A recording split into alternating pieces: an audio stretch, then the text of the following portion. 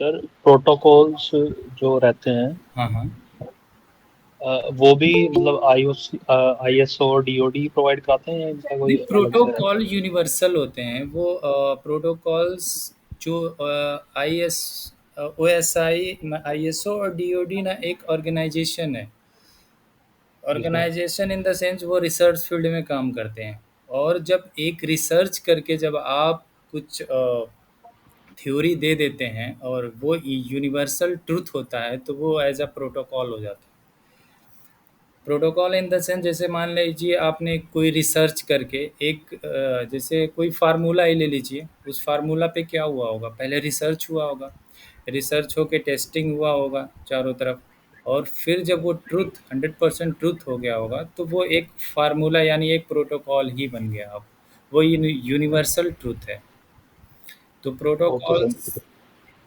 Product है और वो ऑर्गेनाइजेशन है। तो प्रोडक्ट कोई भी ऑर्गेनाइजेशन दे सकता है जो यूनिवर्सल अवेलेबल हो। ठीक है सर।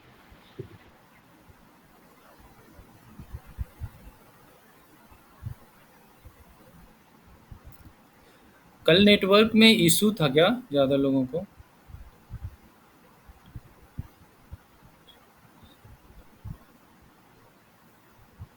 जी सर। आपकी आवाज़ मेरे को कट रही है। Yes sir. हाँ, नेटवर्क में इशू था क्या कल? था थोड़ी देर जी के सर, जी सर। लिए। अच्छा ठीक है, आज हम ना क्या करेंगे, जब जैसे ही अगर 1 आवर होगा, 1 आवर 1 घंटे 10 मिनट या 15 मिनट, तो आप रिमाइंड करा दीजिएगा। आप लोग 5 या 10 मिनट का ब्रेक ले लेंगे। कंटिन्यूअस नहीं चलेंगे नहीं तो आप लोग एक्चुअली क्या है, मेरा जो चलता है फ्लो तो चलता ही जाता है, क्योंकि हमारा जो क्लासेस चलता है यहाँ रेगुलर वीकेंड वाला क्लासेस, तो उसमें कंटिन्यू 6-6 घंटे का चलता है।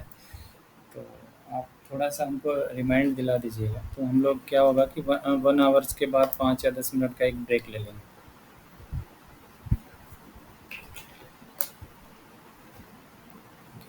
Okay sir. ठीक है। Okay sir. ठीक है, तो स्टार्ट करते हैं हम लोग, है ना? यस।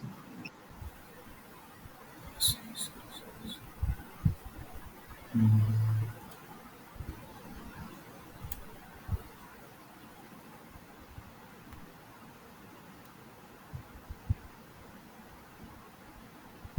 ठीक है, आई थिंक सब लोग आ गए हैं। ठीक है। तो पिछली क्लास में हम लोग ना एप्लीकेशन लेयर से स्टार्ट किए थे। Yes sir. सिंपल सा एप्लीकेशन थोड़ा-सा देख लेते हैं फिर से। एप्लीकेशन लेयर जो हमारा होता है, वो सिंपल सा यूँ कह लीजिए कि वो एक सर्विस प्रोवाइड करता है। और बाय दैट सर्विस एक सिस्टम दूसरे सिस्टम से एंड टू एंड कम्युनिकेट करता है। जैसे सपोज कीजिए हम यहाँ अपना आउटलुक यानी हमको कोई ईमेल करना है, तो सबसे पहले हम क्या करेंगे, एक अपना ईमेल का जो है वो एप्लीकेशन ओपन करेंगे।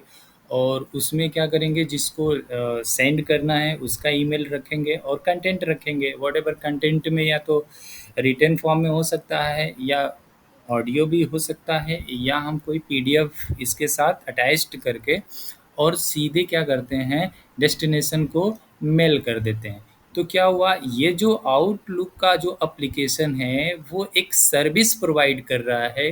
विच सर्विस?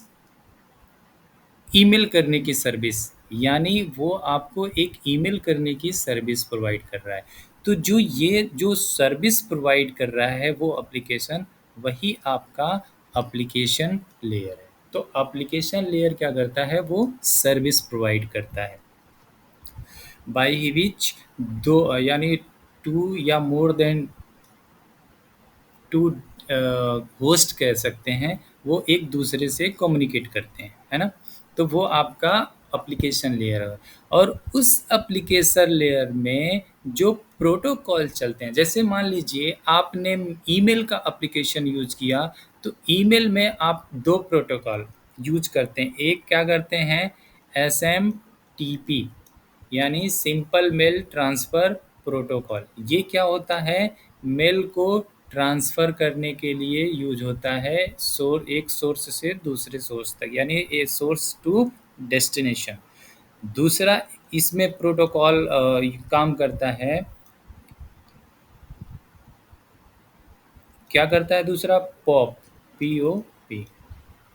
तो ये क्या पोस्ट ऑफिस प्रोटोकॉल। हाँ, पोस्ट ऑफिस प्रोटोकॉल। ये क्या करता है कि अदर एंड पे अगर कोई उस ईमेल को रिवर्ट करता है या दूसरा कोई यहाँ पे ईमेल करता है, तो वो अदर एंड से ईमेल को अपने एप्लीकेशन में स्टोर करता है। यानी जैसे मान लीजिए आपने कोई मेल किया, तो वो मेल किस पोर्ट से जाएगा, किस प्रोटोकॉल के थ्रू जाएगा? SMTP के थ्रू। SMTP के थ्रू चला जाएगा और दूसरे एंड पे जो बैठा है वो क्या करेगा? उसको अपने पॉप के थ्रू वो रिसीव कर लेगा। और ये अगर भेजना है तो ये क्या करेगा? SMTP के थ्रू भेजेगा और इस एंड पे आकर के ये अपने पॉप के थ्रू उस ईमेल को रिसीव कर लेगा। तो ये अपने इनबॉक्स में ले लेगा, ये अपने इनबॉक्स में ले लेगा। तो ये क्या हुआ? एक एप्लीकेशन से दूसरे एप्लीकेशन के बीच कम्युनिकेशन हो गया। ऐसे ही अदर एप्लीकेशन हो सकते हैं। अगर मान लीजिए आप कुछ सर्वर एक्सेस करना चाहते हैं, तो एप्लीकेशन जो भी सर्विस यूज करेंगे HTTP या HTTPS यूज कर लेंगे। तो मतलब क्या है कि आप किसी सर्वर से या किसी और जगह से आप क्या करेंगे? उस कंटेंट को एक्सेस करेंगे अपने सिस्टम्स में। तो वो जो कम्युनिकेटर जो ये सेंड या रिसीव होगा, वो आपका HTTP या HTTPS प्रोटोकॉल के अंडर में होगा। ऐसे ही इसमें बहुत सारे प्रोटोकॉल कम करते हैं। SSH हो गया, या और कोई आया है क्या?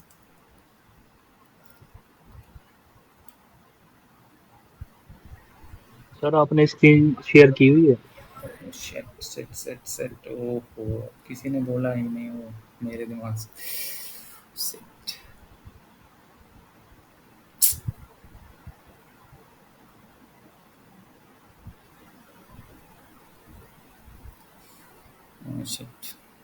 स्क्रीन शेयर हो रहा है? जी yes sir, sir. Sorry very हो रहा है सर। Yes sir, yes. हुआ है स्क्रीन शेयर? हो गया जी सर, सर। हो गया। Okay, thank you. तो वो एप्लीकेशन सिंपल सा यही था। हमने ये दिखाया था कि जैसे मेल का एप्लीकेशन है, वो आप दूसरे एक एप्लीकेशन से दूसरे सिस्टम, यानी जहां आपको सेंड करना है उसके एप्लीकेशंस में कम्युनिकेशन होता है। यानी आपके आप सेंड करते हैं और दूसरा कोई रिसीव करता है। अगर मेल करते हैं तो मेल में ये दोनों आपके प्रोटोकॉल चलते हैं।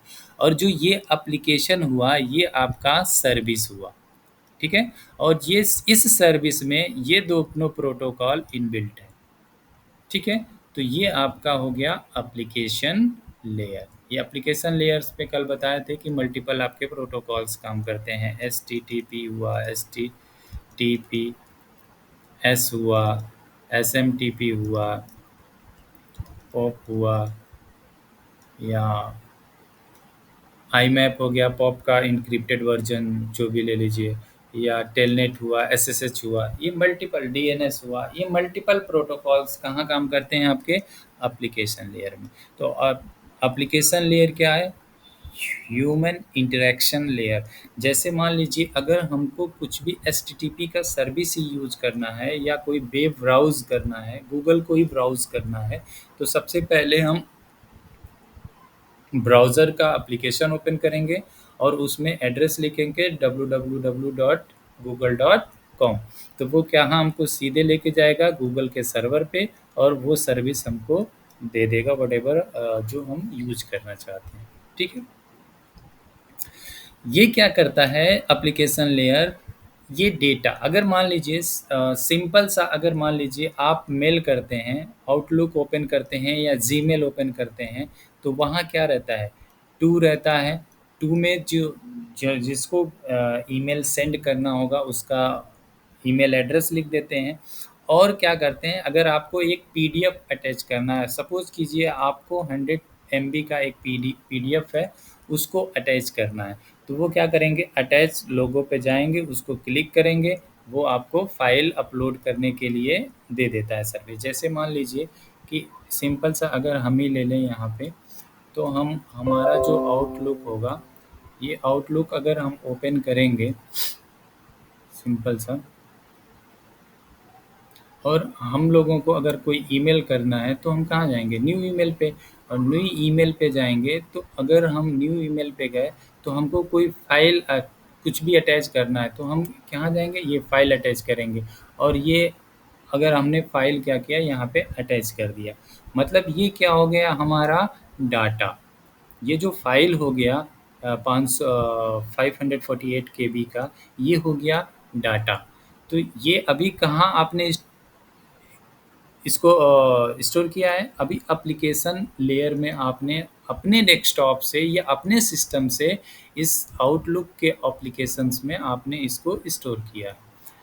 किसके लिए, अभी आप यहाँ ईमेल जो भी avc.whatever gmail.com या whatever जो भी ईमेल होगा उसका एड्रेस लिखेंगे और उसको सेंड कर देंगे। तो अभी आप कहाँ पे हैं, एप्लीकेशन लेयर पे, यानी आपने आउटलुक किया और डेटा को यहाँ पे ला करके स्टोर किया। तो मतलब ये क्या हो गया आपका, कि आपने क्या किया है कि यहाँ पे जो भी आपका पीडीएफ है abc.pdf. जो भी होगा, इसको आपने लाया, तो ये क्या हो गया आपका डेटा, इसको बोलेंगे हम डेटा। और जैसे ही आप एप्लीकेशन लेयर में लाएंगे तो इस डेटा के साथ एक हेडर लगा देगा, किसका, L7 का, यानी एप्लीकेशन लेयर आपका क्या है, हमने OSI में 7 लेयर्स पढ़ा कल, तो ये क्या था, एप्लीकेशन लेयर शॉर्ट में लिख रहे हैं, फिर प्रेजेंटेशन लेयर, फिर आपका सेशन लेयर, फिर आपका ट्रांसपोर्ट था, ये आप लोग याद कर लेंगे प्लीज़। उसके बाद आपका नेटवर्क था, ठीक है, फिर आपका डेटा लिंक लेयर था, फिर आपका फिजिकल लेयर था। ये आप नंबरिंग किए थे 1 2 3 4 5 6 एंड 7, ठीक है। इसको हम L7 यानी लेयर 7 भी बोलते हैं, लेयर 6 भी बोलते हैं, लेयर 5 भी बोलते हैं, लेयर 4 भी बोलते हैं, और लेयर 3, लेयर 2 एंड लेयर 1 भी बोलते हैं, ठीक है। इसको हम एक और नाम देते हैं PDU, protocol data unit 7, PDU 6, ऐसे करते करते PDU 1, इसको नाम भी देते हैं, या एप्लीकेशन लेयर बोलिए, या L7 लेयर 7 बोलिए, L7 बोलिए, या PDU 7, इसको नाम देते हैं, ठीक है। तो आउटलुक में आपने अपना पीडीएफ ला के स्टोर किया, तो वो क्या करेगा, यानी एप्लीकेशन लेयर, यानी आपका जो 7 नंबर्स लेयर है उसका हेडर ला करके इसमें टैग कर देगा। यानी जैसे आप अगर ये हम अपने रियल लाइफ का एग्जांपल्स ले लेते हैं, अगर हमको कोई भी प्रोडक्ट कहीं, अगर मान लीजिए अभी हम लोग अपने होम टाउन में कुछ प्रोडक्ट या कुछ पार्सल भेजना है, तो हम सबसे पहले क्या करेंगे, उस प्रोडक्ट को खरीदेंगे और उसको कवरिंग करेंगे, है ना, कवरिंग करके, और फिर उसके बाद क्या करेंगे, अपना एड्रेस चिपका देंगे, कहाँ कहाँ, यानी आप कहाँ से भेजे हैं, कहाँ जाना है, एड्रेस उस पर टैग कर देंगे। और ये जो अब फिर ले जा कर के पोस्ट ऑफिस में या जो कुरियर सर्विस है वहाँ दे देंगे, वो क्या करेगा, टैग करा देगा, आपको ट्रैकिंग नंबर दे देगा, आप उससे ट्रैक करते रहेंगे कि अभी आपका सामान कहाँ है, तो आप अभी कहाँ हैं, दिल्ली में है, तो वो क्या करेगा, दिल्ली का स्टैंप लगा देगा, बताएगा कि आपने दिल्ली से अभी आपका सामान जाने वाला है, तो आप ट्रैकिंग करते रहेंगे, ठीक है। तो ऐसे ही क्या करेगा, ये एप्लीकेशन लेयर में आपने डेटा डाला और इसने टैग कर दिया कि भैया आपका एप्लीकेशन लेयर का टैग लग गया। अब ये डेटा कहाँ जाएगा, ये एप्लीकेशन लेयर किसको सर्विस देगा, अपने नेक्स्ट लेयर को। तो एप्लीकेशन का लेयर का नेक्स्ट लेयर कौन सा है, प्रेजेंटेशन लेयर। तो जो अपनी सर्विस किसको देगा, एप्लीकेशन लेयर प्रेजेंटेशन लेयर को, ठीक है। तो एप्लीकेशन लेयर का सिंपल सा काम यही है कि वो सर्विस प्रोवाइड करता है, और वो सर्विस आप व्हाटएवर डिपेंड्स अपॉन यू कि आप कौन सा सर्विस यूज कर रहे हैं, वेब एक्सेस कर रहे हैं, ईमेल कर रहे हैं, या या व्हाटएवर जो भी किसी डिवाइस को एक्सेस कर रहे हैं, आरडीपी ले रहे हैं, या टेलनेट ले रहे हैं, या एसएस ले रहे हैं, व्हाटएवर आप जो भी सर्विस कर रहे हैं, आप सबसे पहले उस सर्विस का एप्लीकेशन लेयर लेते हैं और फिर वो आपको सर्विस प्रोवाइड करता है इंड टू इंड। ठीक है। और क्या करता है, जैसे ही आप एप्लीकेशन लेयर से वो सर्विस यूज करके नेक्स्ट एप्लीकेशन लेयर क्या करता है, अपने नेक्स्ट लेयर को वो सर्विस दे देता है। तो नेक्स्ट लेयर कौन सा है, प्रेजेंटेशन लेयर। ठीक है। तो प्रेजेंटेशन लेयर भी हम लोग कल पढ़ लिए थे। तो प्रेजेंटेशन लेयर का काम क्या रहता है कि वो सिंपल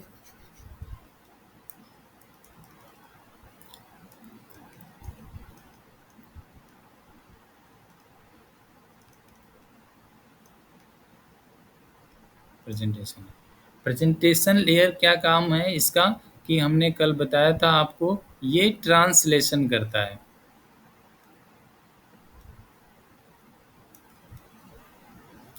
यानी ट्रांसलेशन क्या करता है, वो इस आपका एक जो भी आप लिखते हैं, जैसे हम अभी आप कल उस दिन कल ही आपको बताया कि जैसे ही हम राइटिंग पैड पे लिख रहे हैं तो यहाँ पे आउटपुट हो जा रहा है।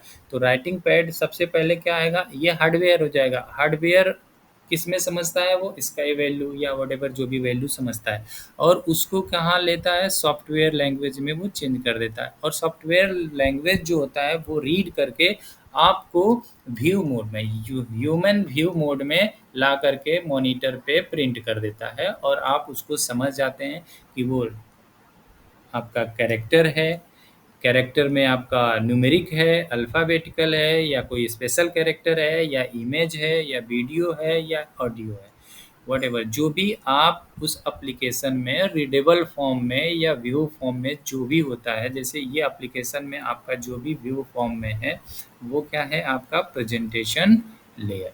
प्रेजेंटेशन लेयर का काम यही है कि वो ट्रांसलेट करके आपको विजुअलाइजेशन मोड में यानी व्यू मोड में ला देता है। दूसरा चीज़ क्या होता है, यहाँ पे इनक्रिप्शन और डिक्रिप्शन होता है। और डिक्रिप्शन होता है। इनक्रिप्शन और डिक्रिप्शन हमने कल पढ़ लिया था कि आप चाह रहे हैं कि जैसे मान लीजिए कम्युनिकेशन हो गया आपका, कि आप HTTP यूज कर रहे हैं, आप चाह रहे हैं कि आपका प्लेन टेक्स्ट जाए, तो यानी जो भी अगर यहाँ आपका डेटा ट्रैवल करेगा यानी इंटरनेट में या इन्वायरमेंट में, तो जो भी उस पैकेट को अगर कोई कैप्चर कर लेगा तो आपका डेटा नैक्ड रहेगा, और नैक्ड डेटा को कोई भी प्लेन डेटा रहेगा कोई भी रीड कर सकता है, तो इससे आपके हैक होने के चांसेस हो जाते हैं, यानी उसमें वर्नेबिलिटीज आ जाते हैं। दूसरा चीज़ क्या होता है कि आप क्या करते हैं, पहले इस अपने इंड पे ही उस डेटा को इनक्रिप्ट कर देते हैं। ठीक है। इनक्रिप्ट इन द सेंस कि अगर कोई उसको पा लेगा यानी उस डेटा को कैप्चर भी कर लेगा तो वो उसको पढ़ नहीं पाएगा। ठीक है। जैसे हम लोग क्या है, हम लोग तो अभी एक दूसरे से कम्युनिकेट कर रहे हैं ना, तो अगर हम कुछ बोल रहे हैं तो आप रिसीव कर रहे हैं, आप लोग कुछ बोलेंगे तो हम रिसीव करेंगे। तो जो भी हमारा डेटा जा रहा है वो किस फॉर्म में जा रहा है, वेब एक्सेस से हम लोग जुड़े हैं, और हमारा जो भी डेटा जाएगा वो इनक्रिप्टेड फॉर्म में जाएगा। अगर उस डेटा को कोई पा भी जाएगा तो वो उसके लिए डिक्रिप्ट बहुत कठिन हो जाएगा। ठीक है। हेलो हाँ सर, जैसे कि ना अपन पासबुक डाउनलोड करते हैं किसी भी ऐप पे, तो किसी को भी को भेजना है तो एक पासवर्ड मांगता है, वो वही वही फॉर्म में कह रहे हैं ना बात करने की, हाँ हाँ, अगर मान लीजिए है ना? जैसे, हाँ जैसे अगर हम दिखा दे रहे हैं, अगर मान लीजिए जैसे अभी हम क्या है, हम लोग अभी एक दूसरे से कम्युनिकेट कर रहे हैं ना, तो हम क्या है, हम यहाँ आप लोग या मोबाइल से कनेक्ट होंगे, या कोई होम राउटर से कनेक्ट होगा, या कोई वायर के थ्रू कनेक्ट होगा, या कोई वायरलेस के थ्रू कनेक्ट होगा। तो आपका डेटा कहाँ आ रहा है, फ्लोट कर रहा है ना एयर एनवायरनमेंट में। अगर वाईफाई से है तो एयर एनवायरनमेंट में ही आपका डेटा फ्लोट कर रहा है, तो उस डेटा को कैप्चर करना है। कैसे कर सकते हैं, जैसे आप लोग नाम सुने होंगे, एक टूल का वायरशार्क, ठीक है। तो ये आपका टूल क्या है, ये वायरशार्क है। तो ये आपका देखिए, आप यहाँ आपको दिखा देगा कि आप जो पैकेट को कैप्चर करना है वो कैसे करना है। जैसे मान लीजिए हम लोग अभी वाईफाई से हैं, तो वाईफाई वाला देख लेंगे। तो देखिए ये डेटा कितना, ये सारा डेटा है आपका जा रहा है, दिख रहा है ना आप लोगों को, ठीक है। और ये जो है आपका, ये इनक्रिप्शन है। तो इसको देख करके आप क्या समझेंगे, इसको देख करके कुछ समझ में आ रहा है आपको कि क्या लिखा हुआ है, क्या डेटा कौन सा जा रहा है? No sir. No sir. अगर कोई भी ये डेटा अगर पा भी जाएगा तो क्या कर लेगा, कुछ नहीं कर पाएगा, है ना। तो अगर मान लीजिए इसको हम स्टॉप करते हैं और एक पैकेट देखते हैं, यानी एक कोई डेटा देखते हैं। जैसे मान लीजिए इसमें सोर्स मल्टीपल कनेक्टेड होंगे, ये मेरे सिस्टम का ऐप है, ये आईपी है, और ये मल्टीपल लोगों का आईपी होगा, जो आपका पब्लिक आईपी होगा, ये आप सबका होगा, ठीक है। तो इसमें अगर मान लीजिए एक हम पैकेट्स लेते हैं, कोई भी ये कोई भी हम लोग ये पैकेट ये वाला देखते हैं। तो इसमें क्या है, देखिए ये डेटा है, कितना डेटा जा रहा है, 1100 बाइट का, ठीक है। अभी हम लोग पढ़ेंगे क्यों इतना जा रहा है। अब देखिए डेटा क्या है, ये यही तो डेटा है, ये देखिए ये वाला दिख रहा है आपको, ये लाइन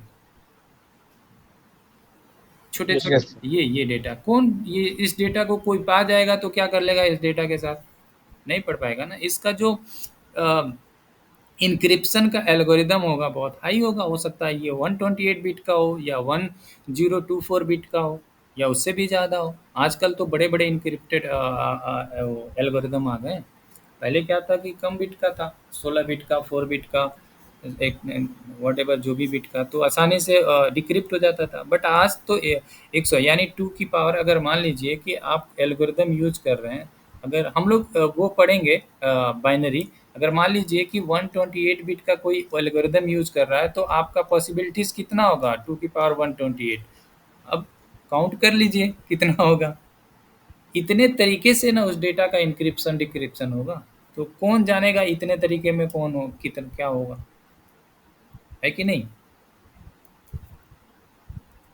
तो ये होता है कि अगर मान लीजिए कि कोई डेटा अगर यहाँ से जाएगा और डेस्टिनेशन के पास, तो वो डेटा को इनक्रिप्ट कर देगा यहीं पे, और इनक्रिप्ट करके जब जाएगा तो वो डेटा कोड में जाएगा, व्हाटएवर जो भी कोड हो सकता है, कोड करके यहाँ भेजेगा। और इसके पास भी अगर मान लीजिए कि आप एक फ्रेंड होंगे, दो भी हैं, आप अपने रूम का लॉक लगाते होंगे, और आप अगर 2 लोग पार्टनरशिप में रहते हैं या रूम शेयर करके रहते हैं, तो दोनों लोग के पास एक एक की रहता है ना। तो एक आते हैं और आप ओपन करते हैं, अंदर चले जाते हैं, फिर लॉक करके चले जाते हैं, फिर दूसरा आते हैं, वो भी लॉक करके आते हैं, ओपन करके चले जाते हैं। तो जिसके पास की रहेगा वो उस डेटा को या होम को या उस डेटा को ओपन कर लेगा, जिसके पास की नहीं रहेगा तो नहीं रहेगा, नहीं करेगा। तो इनके पास और इसके पास, दोनों के पास की रहता है, तो ये डेटा सेंड करता है, तो उस की से इसको क्या करता है, डिक्रिप्ट कर लेता है, और डिक्रिप्ट करके वो पढ़ लेता है, ठीक है। तो ये आपका इंक्रिप्शन डिक्रिप्शन का काम कहाँ होता है, प्रेजेंटेशन लेयर पे, ठीक है। तीसरा प्रेजेंटेशन लेयर पे होता है कंप्रेशन का काम होता है, ठीक है। कंप्रेशन आप जानते ही होंगे, फाइल को कंप्रेस करना, ठीक है। आप क्या करते हैं, कोई वीडियो ईमेल करते हैं तो 25 MB से ज़्यादा रहता है, तो बोलता है कि नहीं आपका साइज़ जो है ज़्यादा है, उसको कम कीजिए। तो आप ऑनलाइन जा करके या आपके पास कोई टूल होता होगा, उससे क्या करते हैं, कंप्रेस करके कम कर लेते हैं और फिर वो वीडियो चला जाता है। तो ठीक यही काम आपका कंप्रेशन का है, कि ये क्या करता है कि अपने ही लेयर पे उस डेटा को, बल्क डेटा को और कॉम्पैक्ट करके, कंप्रेस करके उसका साइज़ कम कर देता है, और आसानी से एक दूसरे के पास सेंड कर लेते हैं, है ना। तो ये सारा काम कहाँ होता है, आपका प्रेजेंटेशन लेयर। और प्रेजेंटेशन लेयर्स पे जो एल्गोरिदम चलते हैं, व्हाटएवर जो भी एल्गोरिदम, जैसे मान लीजिए कि जेपीजी, जेपीईजी, ठीक है, इमेज वाला हो गया आपका, फिर MP3 हो गया, MP4 हो गया, ये सारे आपके एल्गोरिदम। आपका SSL हुआ, सिक्योर लेयर सर्किट, SSL हुआ, हाँ, जो आप इनक्रिप्ट करते हैं, SSL करते हैं, ये डिक्रिप्ट करते हैं। तो ये वाला सारा प्रोटोकॉल्स आपका कहाँ चलता है, ये प्रेजेंटेशन लेयर्स पे। तो एप्लीकेशन लेयर क्या किया, डेटा के साथ, आपने डेटा के साथ क्या किया, उसने L7 यानी अपना एक हेडर लगाया एप्लीकेशन लेयर, और सर्विस किसको दिया था, प्रेजेंटेशन लेयर को। अब ये डेटा आपका कहाँ आएगा, प्रेजेंटेशन लेयर्स में, और प्रेजेंटेशन लेयर इसके साथ L7 का रहेगा, ये अपना भी अपना हेडर लगा देगा, और सर्विस किसको दे देगा, सेशन लेयर को। ठीक है, एप्लीकेशन लेयर सर्विस किसको दिया, प्रेजेंटेशन लेयर को, और अपना हेडर लगा करके, और फिर ये अपना हेडर लगा करके सर्विस किसको देगा, सेशन लेयर को। अब सेशन लेयर का काम हम लोग कल यहीं रुके हुए थे, यहीं पे, फिर आज देख लेते हैं सेशन लेयर का कौन सा काम है। सेशन लेयर नाम से ही लग रहा है कि एक सेशन क्रिएट करना। मतलब क्या हुआ, जैसे आप क्या करते हैं, सिंपल सा एक एग्जांपल्स लेते हैं, सबसे अच्छा एग्जांपल्स लेते हैं, हम एक बैंक का एग्जांपल्स ले लेते हैं। ठीक है, बैंक में सबका अकाउंट होगा, सबकी सैलरी आती होगी, या अब आप लोग सर्विस यूज करते होंगे। तो अगर सपोज कीजिए HDFC का हम एक एग्जांपल्स ले लेते हैं, तो HDFC का अपना सर्वर होगा। ठीक है, और सर्वर्स में अगर मान लीजिए आपने अकाउंट ओपन किया होगा, तो आपका एक फ़ोल्डर बना होगा, और वो फ़ोल्डर लॉक्ड होगा। उस फ़ोल्डर को एक्सेस करने के लिए आपका मिला होगा क्या, यूज़र आईडी और पासवर्ड मिला होगा। आपका इंटरनेट, अगर आपने इंटरनेट का सर्विस लिया है तो अगर मान लीजिए यूज़र आईडी ABC दिया हुआ है, पासवर्ड 1 2 3 दिया हुआ है। ठीक है, तो आप क्या करेंगे, सबसे पहले HDFC का एक एप्लीकेशन ओपन करेंगे, एप्लीकेशन ओपन करेंगे, तो एप्लीकेशन आपका ओपन हो जाएगा।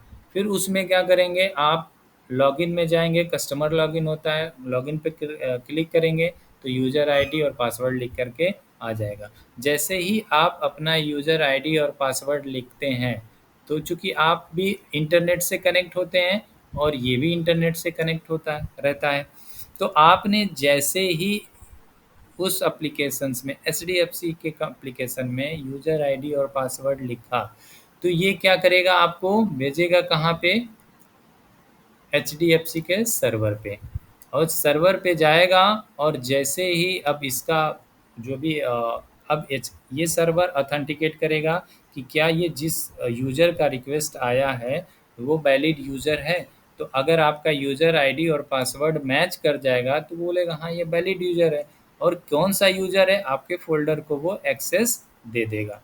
जैसे ही आपको एक्सेस देगा, तो मतलब ये रिस्पॉन्ड करेगा कि हाँ वैलिड यूज़र है, और आपके फ़ोल्डर को एक्सेस देगा, और आपके सिस्टम में, मोबाइल में या लैपटॉप में ये HDFC का आपका अकाउंट यानी आपका प्रोफाइल ओपन हो जाएगा। आपके प्रोफाइल में बैलेंस जानने का आएगा, फिर आप ट्रांसफ़र का ऑप्शन आएगा, मल्टीपल ऑप्शन, जो भी क्रेडिट कार्ड, डेबिट कार्ड, जो भी ऑप्शंस रहेंगे, सारे ऑप्शंस आ जाएंगे, और आप उस सर्विस को यूज करेंगे। कब तक यूज करेंगे, मतलब जैसे ही वैलिड यूज़र रहेंगे, तो ये आपको एक सेशन बना देगा, भैया आप लीजिए और आप यूज कीजिए। आप यूज करेंगे, ट्रांसफ़र करेंगे या बैलेंस चेक करेंगे, व्हाटएवर जो भी आपको करना होगा करेंगे, और जब आपका काम हो जाएगा तो लॉग आउट ऑप्शन पे जा कर के लॉग आउट करेंगे, तो ये क्या हो जाता है, सेशन टर्मिनेट हो जाता है। मतलब ये क्या करता है, एक सेशन बना के दे देता है, और आप सर्विसेज यूज करते हैं, और जैसे ही सर्विस यूज करके इसको लॉग आउट करते हैं, तो ये आपका सेशन डिस्कनेक्ट हो जाता है। मतलब अब चाहें तो इस एप्लीकेशंस में आप बिना लॉगिन किए अपना सर्विस यूज नहीं कर सकते। दूसरी चीज़ कि आपने क्या किया कि लॉगिन किया, ठीक है, लॉगिन किया, और आपके पास आपका एप्लीकेशंस आ गया, और आपने कनेक्शन बना दिया, एक सेशन बना दिया, और आपके पास आपकी प्रोफाइल ओपन होके आ गई, और आप लगे अपने दोस्त से बात करने, या भूल गए, या कुछ और काम करने लगे, तो ये क्या करेगा, इसमें होता है बैंक ने क्या किया है कि 30 सेकेंड या 30 सेकेंड या 40 सेकेंड का एक सेशन आउट टाइम सेट कर देता है कि अगर कुछ पेज में कुछ भी हरकत नहीं होगी, यानी कुछ भी आप कुछ भी सर्विसेज यूज नहीं करते होंगे, तो वो क्या करेगा, देखेगा ये यूज़र स्लीप मोड में है, यानी इस एप्लीकेशन के लिए तो 30 सेकेंड या 40 सेकेंड, जितने सेकेंड के बाद सेशन का लिमिट होगा उतने सेकेंड के बाद ये अपने आप क्या करता है, टर्मिनेट कर देता है फॉर द सिक्योरिटी रीजन। क्योंकि आप बैंक को अपना ऐसे ही आप सेशन ओपन करके नहीं छोड़ सकते, क्योंकि आपका जब यहाँ पे ओपन रहेगा तो यहाँ से अगर कोई भी अगर हैकर हुआ या कोई भी बैड गाई हुआ आपका इस सेशन को एक्सेस कर लिया, तो आपको ये आपकी पूरी सर्विसेज वो यूज कर सकता है। तो फॉर सिक्योरिटी रीजन ये सेशन का लिमिट सेट कर दिया जाता है। ठीक है, तो सेशन लेयर का यहाँ देखिए काम क्या हुआ, क्रिएट कनेक्शन। पहले तो क्या करता है, सेशन लेयर एक कनेक्शन क्रिएट करता है, ठीक है। अब उस सेशन को मेंटेन करता है, मेंटेन कनेक्शन, यानी आप जब सर्विस यूज कर रहे होंगे तो उस सेशन को ये मेंटेन करके रखता है। जैसे ही आप अपनी सर्विस को यूज करके लॉग आउट करते हैं या कट करते हैं, तो वो क्या होता है कि वो कर देता है टर्मिनेट सेशन। ठीक है, तो क्रिएट कनेक्शन या सेशन, मेंटेन सेशन और टर्मिनेट सेशन, यानी इस का काम किसका है, आपका सेशन का है। ठीक है, तीसरी चीज, आप अगर जैसे मान लीजिए कि आप अपना कोई सर्विस यूज कर रहे हैं, कोई एप्लीकेशन, मान लीजिए हम गूगल ही यूज कर रहे हैं, तो गूगल में कौन सी सर्विस होती है, HTTPS। ठीक है, कौन लिखते हैं यहाँ पे google.com लिख देते हैं। ठीक है, अगर मान लीजिए ये सर्विस हम यूज कर रहे हैं और जैसे ही क्या करते हैं, क्लिक करते हैं, तब तक आपका इंटरनेट का कनेक्शन, इंटरनेट आपके डिसकनेक्ट हो जाता है या कोई और प्रॉब्लम्स आ जाती है, तो क्या होता है, एरर आ जाता है। ठीक है, एरर आने के बाद जैसे ही आपका इंटरनेट कनेक्शन फिर अप होता है, तो ये आपको ये वेबसाइट को इंटर नहीं करना पड़ता है, वो अपने आप क्या करता है, रिफ्रेश करता रहता है, वो आपका सिंक करता रहता है। जैसे ही कनेक्शन आते हैं, देखता है इंटरनेट अप हुआ, तो वो सिंक करके इस वेबसाइट को ओपन कर देता है। तो यहाँ जो सेशन लेयर है सिंक्रोनाइज भी करता है, सिंक्रोनाइजेशन का भी काम सेशन लेयर आपका करता है। अगर मान लीजिए आपने कोई वेबसाइट बनाया और उसमें, और ये सारी चीज़ें ना आप अपने पास ये OS ऑपरेटिंग सिस्टम जो आपके मशीन में जो ऑपरेटिंग सिस्टम डला है उसमें ये फीचर्स नहीं है, आप जो एप्लीकेशन बनाते हैं उसमें ये फीचर्स अपना डाल सकते हैं। आप अब उस एप्लीकेशन के लिए सेशन अगर डालना चाहते हैं तो सेशन डाल सकते हैं, सिंक्रोनाइजेशन का ऑप्शन डालना चाहते हैं तो डाल सकते हैं। ये ऑपरेटिंग सिस्टम के साथ नहीं आता है ये फीचर, वो आप उस फीचर्स को अगर आप यूज करना चाहते हैं तो जो एप्लीकेशन आप बनाते हैं, जैसे ब्राउज़र का हुआ या आउटलुक का हुआ, उसमें ये ऑप्शन आप डालना चाहें तो डाल सकते हैं, नहीं डालना चाहें तो नहीं डाल सकते। जैसे मान लीजिए एक नहीं डालने का ऑप्शन देख लीजिए कि सेशन डिस्कनेक्ट नहीं होता फेसबुक का। जैसे मान लीजिए आप क्या करते हैं, फेसबुक एक बार ओपन कर लेते हैं तो वो आपका प्रोफाइल लॉगिन करते हैं, प्रोफाइल आपके सिस्टम में आ जाता है और फेसबुक क्या है आपका हमेशा चलता रहता है, क्योंकि वो टर्मिनेट नहीं होता, क्योंकि उसमें क्या किया है आपके लिए सेशन, उसने सेशन का क्राइटेरिया नहीं डाला है, क्योंकि आप एक बार लॉगिन किए हमेशा आपके पास ओपन रहेगा। तो ये फीचर्स हैं, आप डालना चाहें तो डाल सकते हैं, अदरवाइज आपका नहीं डाल सकते हैं। तो ये सर्विसेज हैं।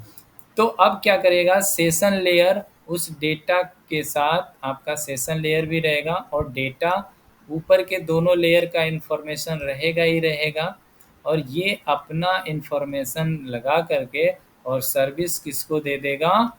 Transport layer.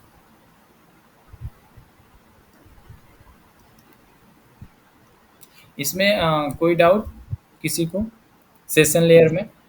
No sir.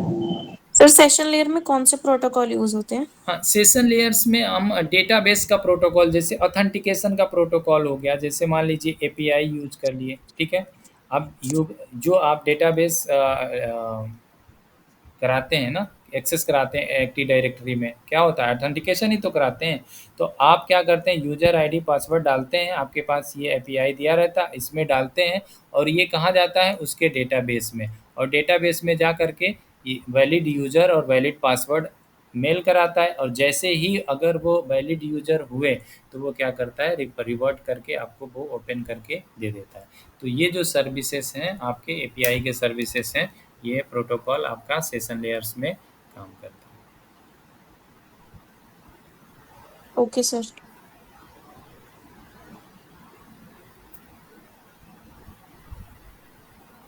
ठीक है, जी सर। ओके। ठीक है। ऑथेंटिकेशन, ऑथराइजेशन, ये सारा आपका सेशन लेयर्स का ही पार्ट है, क्योंकि सारे ऑथेंटिकेशन यहीं पे होता है। जैसे ऑथेंटिकेशन हुआ, आप यूजर को वो एक्सेसिबिलिटी मिल जाती है। ठीक है,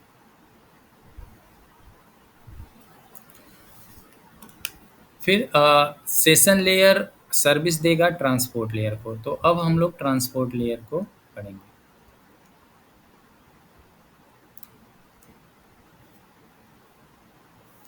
तो यहाँ हम लिख ले रहे हैं, यानी आपका 7 लेयर जो एप्लीकेशन लेयर है, ये सर्विस देते हैं डेटा के साथ L7 लगा करके सर्विस देता है आपको प्रेजेंटेशन लेयर पे। ठीक है, तो प्रेजेंटेशन लेयर में डेटा के साथ ये सर्विस आता है L7 का, और ये अपना सर्विस लगा करके किसको देता है? सेशन लेयर को। सेशन लेयर भी, अब देखिए ये तीनों देखा जाए तो ये एप्लीकेशन में ही पार्ट्स है। अभी आपका डेटा एप्लीकेशन में ही है, ठीक है। तो इसलिए डेटा का डेटा रहेगा, और इसके जो सर्विसेज हैं L7, L6 और L5 लगा करके इसको दे देगा ये सर्विस? ट्रांसपोर्ट लेयर को। ट्रांसपोर्ट लेयर बहुत ही इम्पोर्टेंट लेयर है। देखिए हमने यहाँ लेयर पढ़ा, एक यहाँ पे हम शॉर्ट फॉर्म में लिख रहे हैं हम एप्लीकेशन लेयर, ठीक है, फिर प्रेजेंटेशन लेयर, फिर आपका सेशन, फिर आया आपका ट्रांसपोर्ट, फिर आता है आपका नेटवर्क, फिर आपका आता है डेटा लिंक और फिजिकल। यहाँ देखिए ये जो तीनों लेयर्स हैं इसको हम सॉफ्टवेयर लेयर बोलते हैं,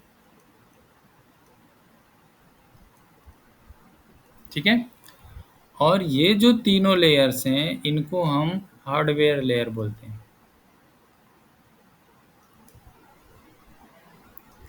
और ये जो ट्रांसपोर्ट लेयर है, इन दोनों के बीच में ये ब्रिज का काम करता है, ठीक है। तो इसको आप प्यार से बोल सकते हैं ये हार्ट ऑफ OSI लेयर है, जो आपका ये है OSI लेयर। अच्छा, OSI लेयर को किसने दिया है? ISO ने, ठीक है। OSI का फुल फॉर्म क्या होता है? पूछा जा सकता है। ओपन सिस्टम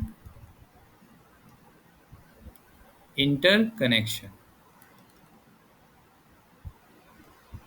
याद रखिएगा, ठीक है। इसका फुल फॉर्म क्या होता है? इसका फुल फॉर्म आपको पता ही होगा, इंटरनेट स्टैंडर्डाइजेशन। हाँ, स्टैंडर्डाइजेशन ऑफ ऑर्गेनाइजेशन, ठीक है।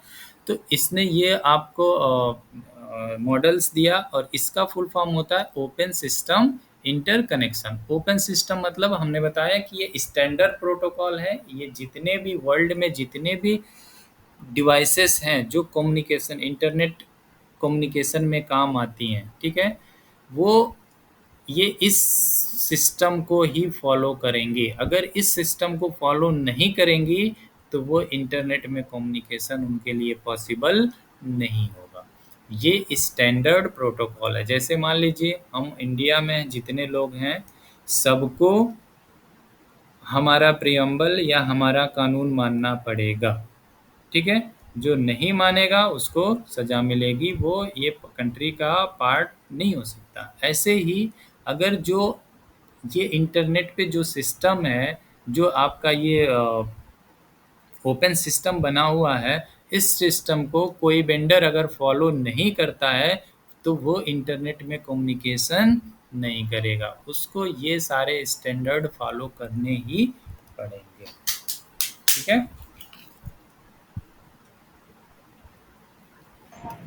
जी सर।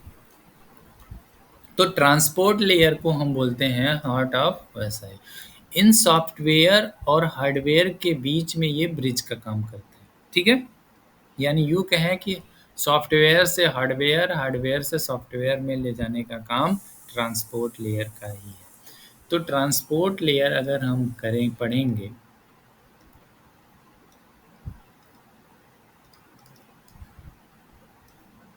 ठीक है, तो ये 4th layer of OSI difference model.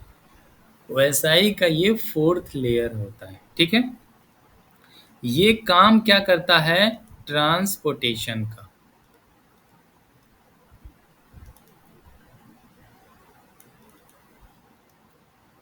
ठीक है, ट्रांसपोर्टेशन का काम करता है। ट्रांसपोर्टेशन का काम कहाँ से कहाँ तक करता है?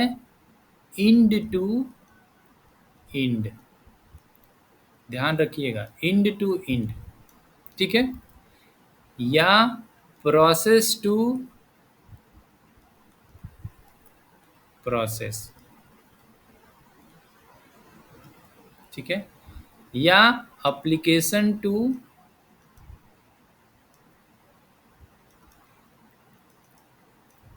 Application,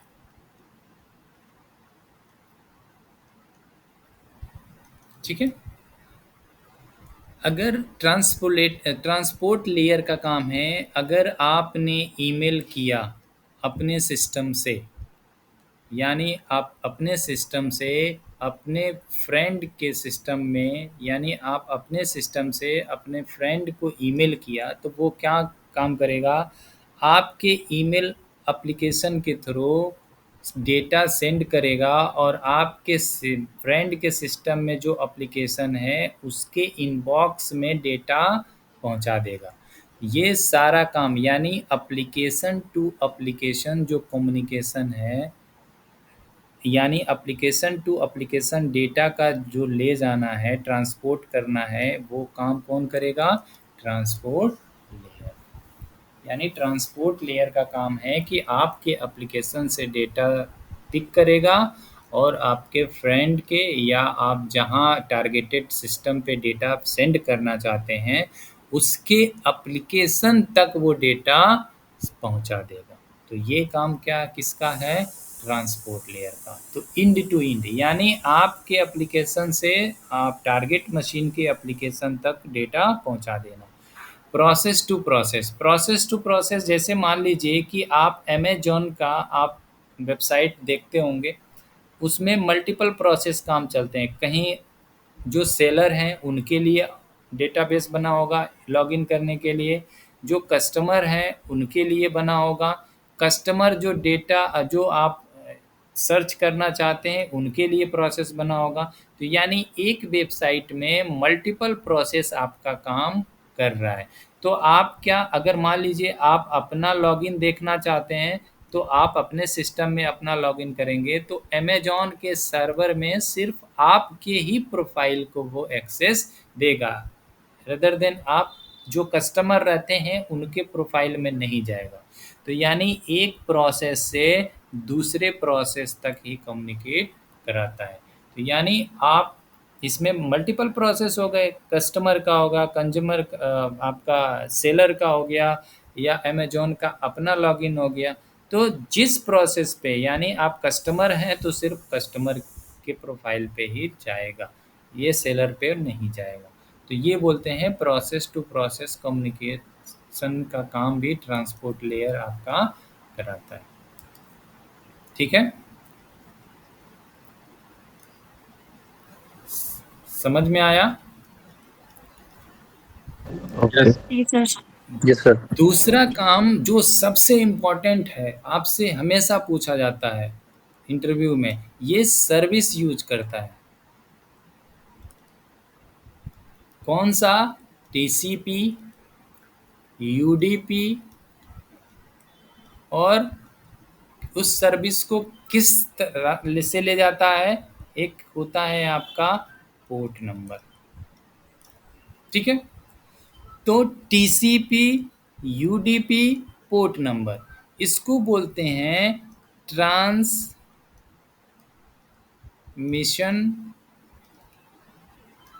control protocol. ठीक है, ये जो सर्विसेज है इसको बोलते हैं user user datagram. Data exactly, datagram protocol. Protocol. ठीक है, और ये पोर्ट नंबर है। पोर्ट नंबर आपका कौन सा सर्विस किस जो इन अब एक सिस्टम से दूसरे सिस्टम तक डेटा जाता है, तो उसका कोई ना कोई, अगर हम लेमैन एग्जांपल्स में कहेंगे तो कोई ना कोई रूट डिफाइन होगा ही। जैसे मान लीजिए कि आप अपने घर जाते हैं तो आपका एक रूट होगा कि आप यहाँ जाएंगे दिल्ली स्टेशन से ट्रेन पकड़ेंगे तो अपने होम स्टेशन जाएंगे, वहाँ से वहाँ जाएंगे। तो आपका क्या है? ट्रेन का एक रूट है। आप अगर बस से जा रहे हैं तो बस का बाई रूट है। अगर आप प्लेन से जा रहे हैं तो प्लेन का एक अपना रूट है। तो जहाज में बैठेंगे तो वो अपने रूट से ले जाएगा, बस में बैठेंगे तो वो अपने रूट से ले जाएगा, ट्रेन में बैठेंगे तो वो अपने रूट से ले जाएगा। तो यानी हर सर्विस का, बस वाली सर्विस का, ट्रेन वाली सर्विस का, एयरप्लेन वाली सर्विस का अपना अपना रूट डिफाइन है। ठीक है, तो वो किस रूट से जाएगा, वही रूट आपका पोर्ट नंबर हो गया। ठीक है, तभी हम एप्लीकेशन में अगर हम पॉप को अगर हम बोलें कि पॉप वाली सर्विस किस रूट से जाएगी, तो 11 क्या होता है? 10 होता है ना।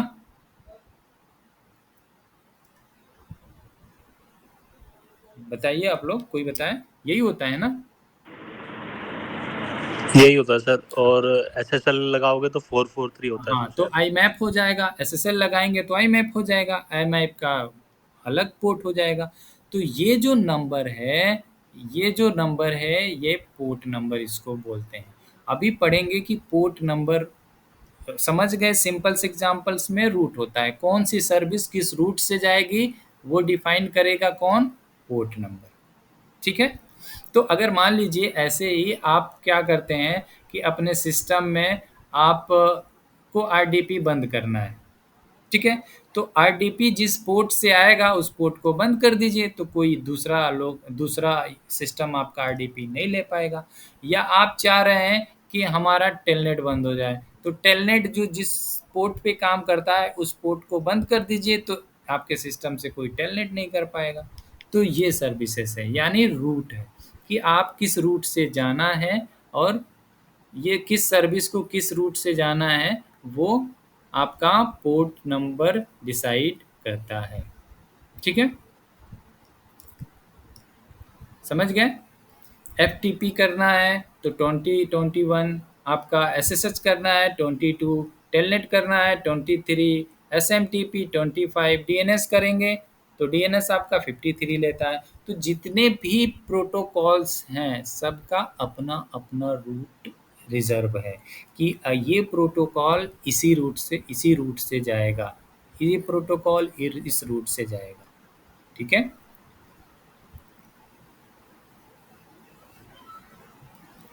ठीक है सर। तो ये सर्विसेज यूज करता है, कौन यूज करता है?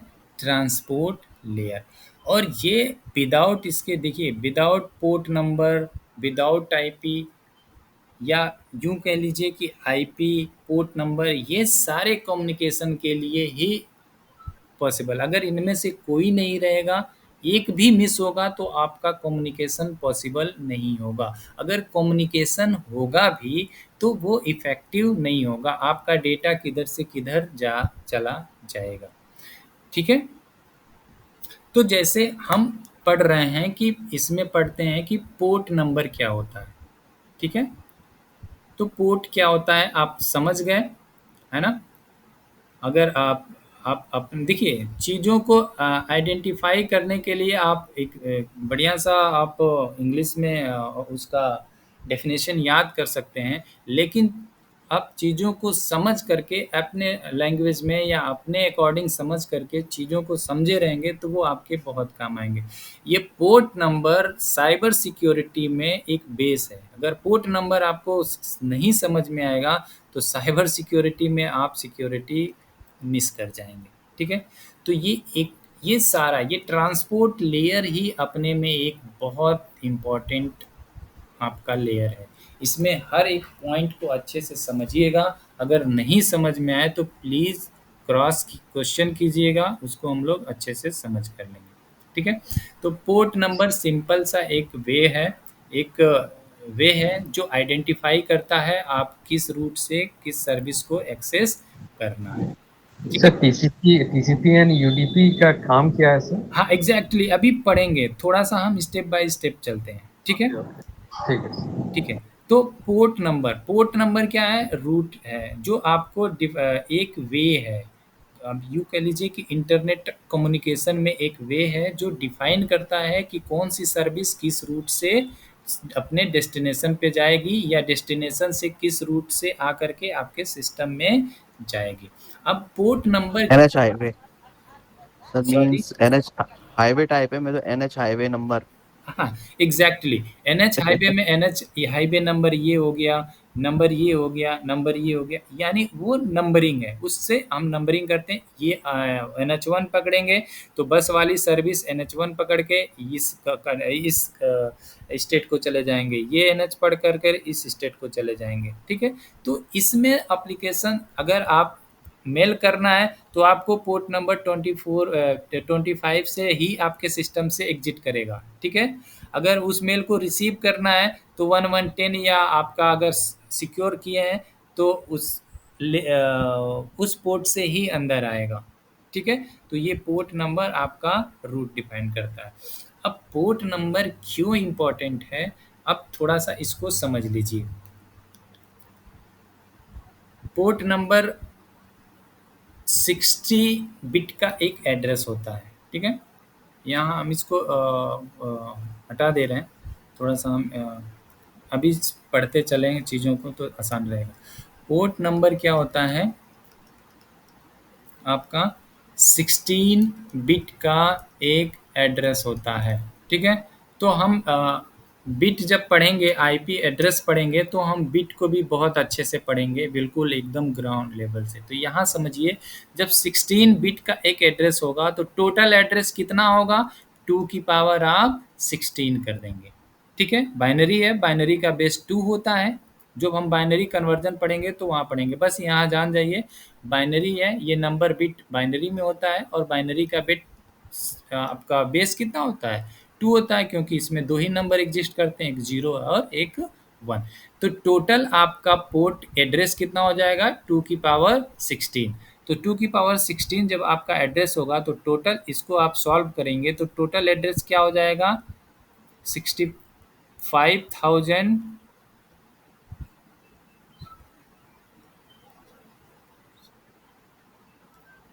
यही होगा ना। ठीक है, 65,536 आप पावर करेंगे तो यही आएगा। ठीक है, तो आपका पोर्ट नंबर लाई कहाँ से करेगा, 0 से लेकर के 65,535 तक। ठीक है, ओके ठीक है, तो इसमें लगे, तो इसमें डिफाइंड है, यानी इसमें ये टोटल आपका पोर्ट ये है। तो इसमें टाइप होते हैं, तो टोटल 3 टाइप का होता है आपका पोर्ट। पहला जो टाइप होता है इसको हम बोलते हैं वेल नोन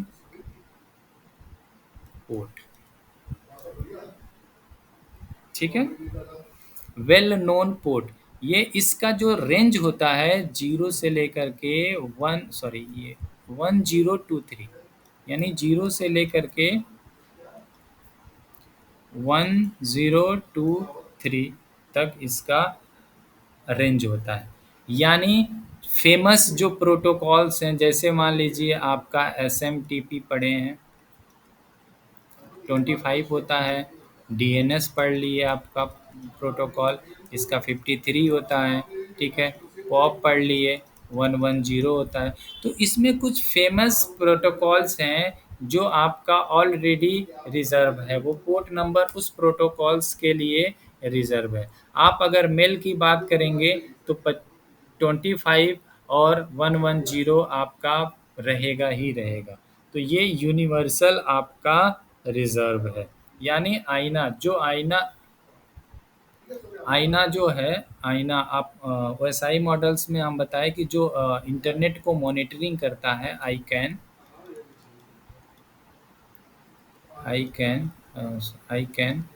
इसने 2 सब ऑर्गेनाइजेशन बनाया है, एक आईना, ठीक है। ये आईना का काम क्या है कि आपका जो नंबर सिस्टम रहता है वो प्रोवाइड करता है। नंबर सिस्टम में आपकी IP हो गई, पोर्ट नंबर हुआ, IP एड्रेस हुआ, पोर्ट नंबर हुआ, ये आईना प्रोवाइड करता है, ठीक है। तो आईना ने क्या किया है, 0 से लेकर के 1023 जो पोर्ट नंबर है, ये जो फेमस प्रोटोकॉल्स हैं OSPF, DNS, DSCP, HTTPS, POP3, NTP, ये सारे जो फेमस प्रोटोकॉल हैं उनके लिए ये रिजर्व है, ठीक है। दूसरा इसमें होता है रजिस्टर्ड पोर्ट।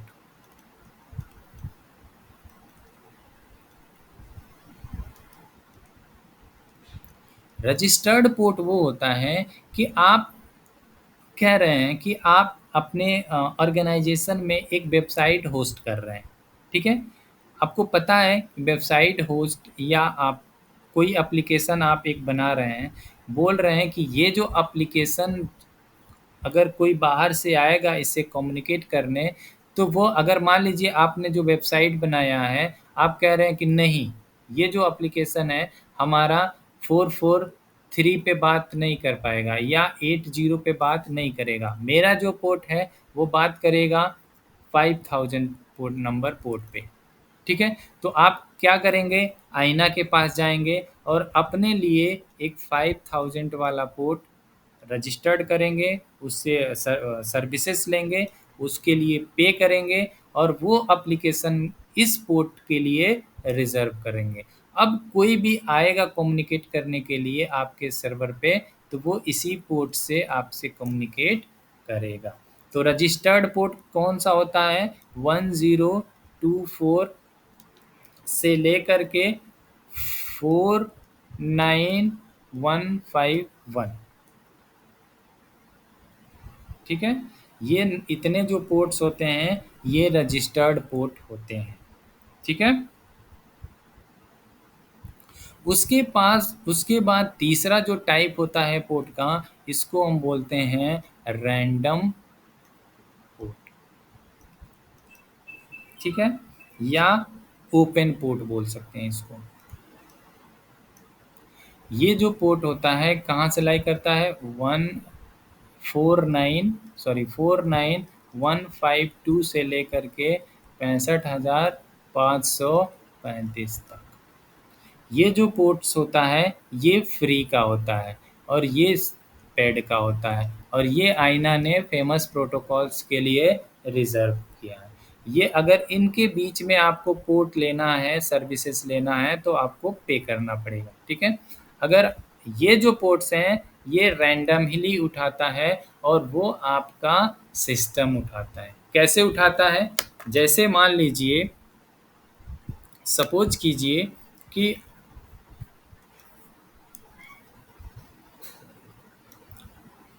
आपका सिस्टम है, ठीक है, ये आपका सिस्टम है। आपने क्या किया है, एक ब्राउज़र ओपन किया है। कभी गौर किए होंगे या नहीं किए होंगे तो देख लीजिए। इस ब्राउज़र में आप क्या करते हैं, अमेज़न का साइट खोल लेते हैं, इसमें यूट्यूब खोल लेते हैं, इसमें फ्लिपकार्ट ओपन कर लेते हैं, इसमें मल्टीपल टैब आप ओपन कर लेते हैं।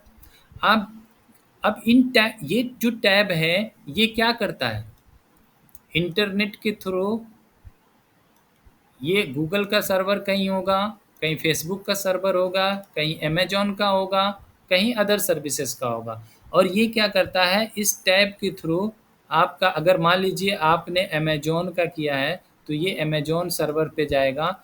और आपने कभी ये गौर किया है, अगर किए हैं तो अच्छी बात है, नहीं किए होंगे तो अभी देखिएगा कि इस सिस्टम को कैसे पता चल जाता है। क्योंकि आपके सिस्टम की जो आईपी होती है, सपोज कीजिए 10.10.10.10 आपके सिस्टम की आईपी है, फेसबुक की आईपी मान लीजिए 1.1.1.1।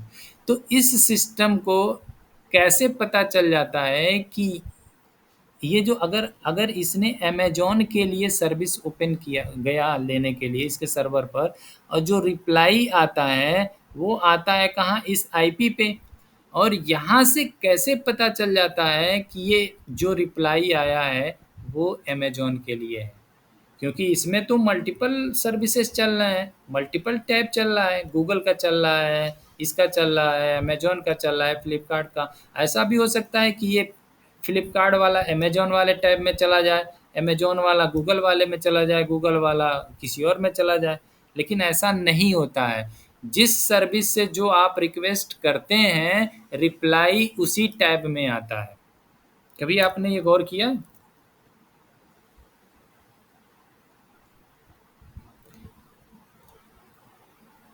बोलिए, कोई तो बोले। ये सर उसी टैब में आता है। हाँ, तो आपने कभी, अगर मान लीजिए हमने AWS ओपन कर दिया, अच्छा अमेज़न ही कर लिया, यहाँ आ गया, फ्लिपकार्ट आ गया, तो ये अगर मान लीजिए ये गया और रिप्लाई इसी में आया, रिप्लाई इसमें भी तो आ सकता है, क्योंकि मेरे सिस्टम की तो आईपी एक ही है। ऐसा तो नहीं ना कि इस पोर्ट इसके लिए अलग आईपी है, इसके लिए अलग आईपी है। कम्युनिकेशन कर रहा है तो वो मैसेज जो रिप्लाई आ रहा है वो कैसे समझ रहा है कि हमको इसी टैब में जाना है। वो तो इसमें भी जा सकता, वो तो इसमें भी जा सकता, वो तो इसमें मल्टीपल में भी जा सकता है ना। तो कुछ ना कुछ लॉजिक इसके पीछे काम कर ही रहा है।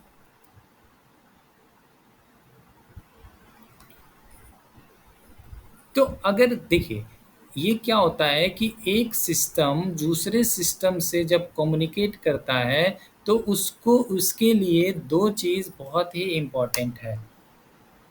पहली क्या चीज़, जैसे मान लीजिए कि अगर ये जो आपका सिस्टम है और अगर मान लीजिए ये सर्वर है गूगल का, ठीक है, तो गूगल के सर्वर्स पे ये दोनों इंटरनेट के थ्रू कनेक्टेड हैं। ये सिस्टम की अपनी एक आईपी होगी, 10 जो भी है, 192.168.10.5 करके आईपी होगी। गूगल का मान लीजिए कुछ भी हो सकता है, 1.1.1.1. मान लीजिए, ठीक है ना। तो इसमें आपके मल्टीपल टैब ओपन है। अगर मान लीजिए ये इस टैब में गूगल की सर्विस है तो ये क्या करेगा, अगर मान लीजिए अगर आईपी की बात करें तो ये क्या करेगा, अपना गूगल का एक पैकेट जनरेट करेगा और इसके साथ अपना सोर्स की आईपी और डेस्टिनेशन की आईपी लिखेगा। तो ये कहाँ जाएगा, सोर्स उठ करके यहाँ जाएगा, और ये जब रिप्लाई करेगा तो कहाँ करेगा, इसके आईपी में। लेकिन अगर आईपी से कम्युनिकेट करेगा तो जब रिप्लाई करेगा तो यहाँ आकर के ये पैकेट कंफ्यूज हो जाएगा कि हमको इसमें जाना है या इसमें जाना है या इसमें जाना है, किसमें जाना है इस पैकेट्स को पता नहीं चलेगा। यूँ समझ लीजिए कि जैसे मान लीजिए आप अपने एक बिल्डिंग्स में रहते हैं और इस बिल्डिंग में 100 फ्लैट है, ठीक है, और यहाँ पे क्या है, फ्लैट नंबर किसी का 10 है, किसी का 20 है, किसी का 30 है, अलग फ्लैट नंबर है। और क्या है, इस बिल्डिंग का जो एड्रेस होगा वो तो एक ही होगा ना, जो भी ABC करके जो एड्रेस होगा। ये जितने फ्लैट्स में 100, 150, 1000 जितने भी लोग होंगे, सब लोग यूज करेंगे, क्या एड्रेस यूज करेंगे, ABC, सब लोग करेंगे। लेकिन जी जी जी। ये अपने एग्जैक्ट लोकेशन में पहुंचने के लिए आपका जो इनका जो भी पार्सल आए कि वह इनके अपने फ्लैट तक पहुंचने के लिए ये यहाँ पे लिख देंगे फ्लैट नंबर। ठीक है, तो जो भी पार्सल वाला आएगा वो इस एड्रेस से इस बिल्डिंग तक आ जाएगा। हेलो लेकिन सर, हाँ सॉरी सर, ABC हो गया, IP नंबर, फ्लैट नंबर हो गया, इसका पोर्ट हाँ, ये IP। जो ये ABC हो गया, ये हो गया IP नंबर, और फ्लैट नंबर क्या हो गया आपका, पोर्ट।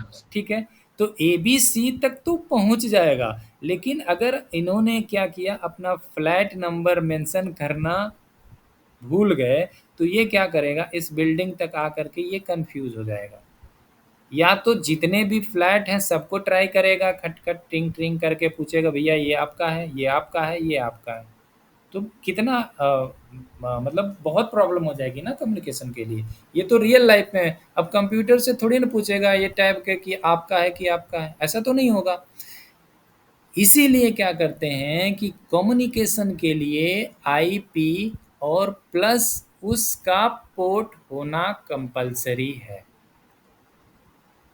ठीक है, जब ये दोनों रहता है तभी ये समझता है कि IP से तो आपके NIC यानी आपके सिस्टम तक आ जाता है, लेकिन आपके सिस्टम से इन किस टैब में यानी किस पोर्ट में जाना है वो कौन बताता है, वो आपका पोर्ट नंबर। ठीक है, तो आप क्या करते हैं, जैसे मान लीजिए इन्होंने ये यूज किया, इनका अपना ये, अगर मान लीजिए ये कोई वेब है तो इसने क्या किया है, HTTP पे अपना कोई होस्ट किया है वेबसाइट, तो ये किससे आएगा, पोर्ट नंबर 80 से। ठीक है, और कंप्यूटर में जो जनरेट होता है पोर्ट नंबर वो ओपन या रैंडम पोर्ट होता है। वो हर कंप्यूटर में जो पोर्ट होता है जितने टैब करेंगे वो 49152 के बाद ऑटोमेटिक वो एक नंबर जनरेट कर लेता है। ठीक है, तो सपोज कीजिए कि इस पोर्ट का इसका है 50,000, ठीक है 80, तो ये क्या करेगा, सोर्स पोर्ट 50,000, सोर्स की IP ये, डेस्टिनेशन IP ये, और डेस्टिनेशन पोर्ट ये।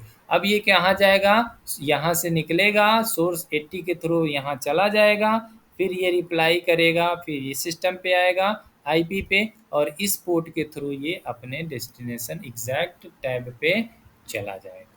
तो आप देखेंगे पोर्ट नंबर आपके सिस्टम में जो बने रहते हैं, जैसे मान लीजिए आपने CMD खोला, यहाँ पे लिखा नेट स्टैट करके किया, तो ये देखिए जितने भी आपके सर्विसेज हैं, ये सारे आपके जितने भी सर्विसेज हैं, देखिए लोकल एड्रेस और जहाँ आप भेजना चाह रहे हैं, देखिए ये HTTP का है, HTTPS मतलब इसका पोर्ट कितना हो जाएगा,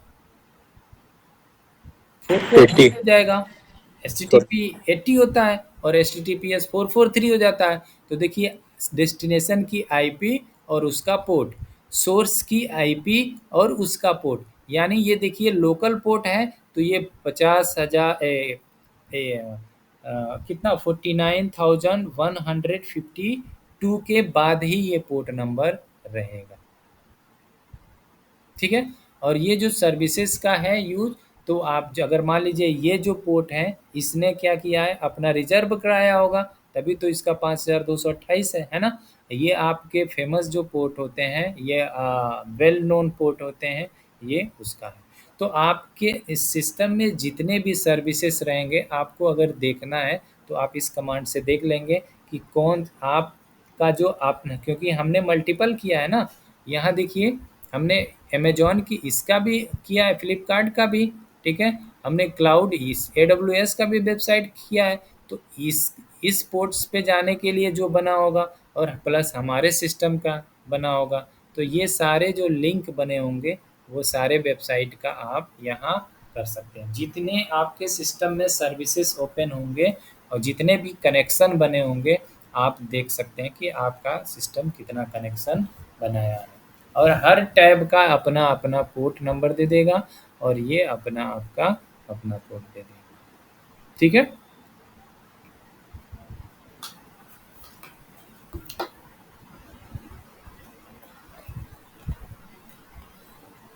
पोर्ट नंबर समझ में आया? Yes sir. Yes. Yes. जी सर। ये सर ब्रेक ले लें अभी? हाँ ठीक है ठीक है। अरे ओ सॉरी मैंने 10 हो गया। ठीक है ना, ले लेते हैं 50 पे मिलते हैं सर। हेलो हाँ सर, 50 पे मिलते हैं।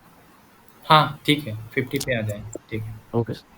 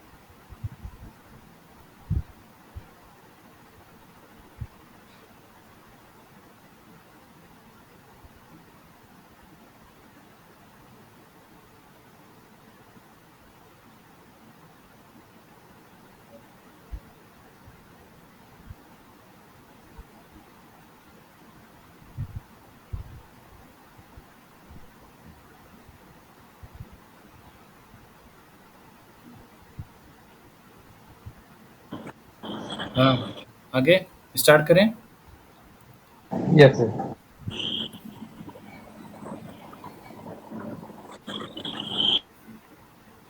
ठीक है,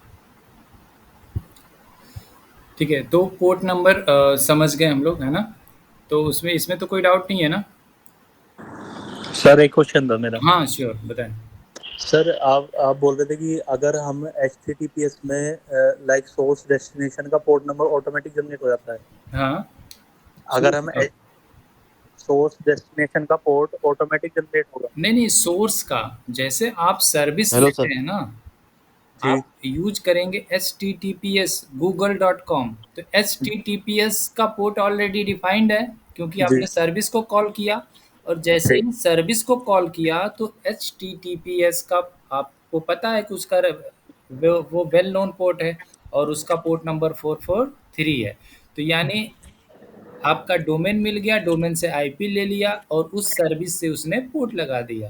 तो यानी गूगल का किया तो गूगल का आईपी वो डोमेन से निकाल लेगा, और उसका जो आईपी होगा, सर्विस होगा, उसका अगर मान लीजिए HTTPS है तो 443 इसका पोर्ट आ गया। तो ये तो हो गया डेस्टिनेशन का। अब सोर्स का अपना आपका पोर्ट है, ठीक है। और सोर्स में आपने क्या किया, इस टैब में ओपन किया, तो सोर्स का ये आपका लोकल पोर्ट है जिसको ओपन पोर्ट बोलते हैं आपके सिस्टम में।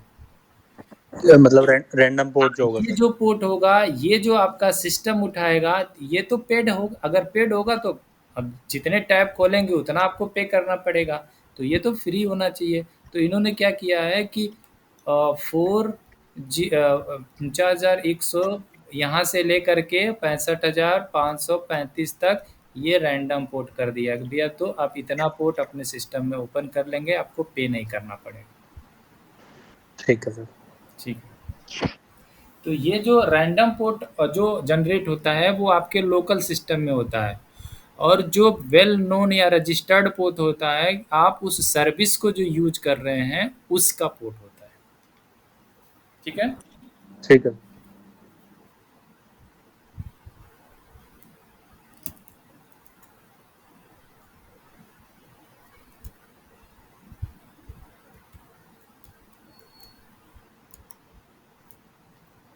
तो ट्रांसपोर्ट लेयर हम लोग पढ़ रहे थे। ट्रांसपोर्ट लेयर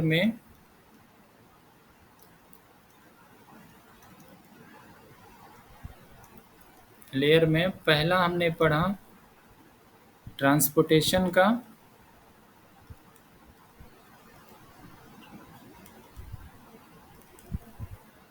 और ट्रांसपोर्टेशन कौन सा, इंड टू इंड, ठीक है, या पोर्ट टू पोर्ट, या प्रोसेस टू प्रोसेस, या एप्लीकेशन टू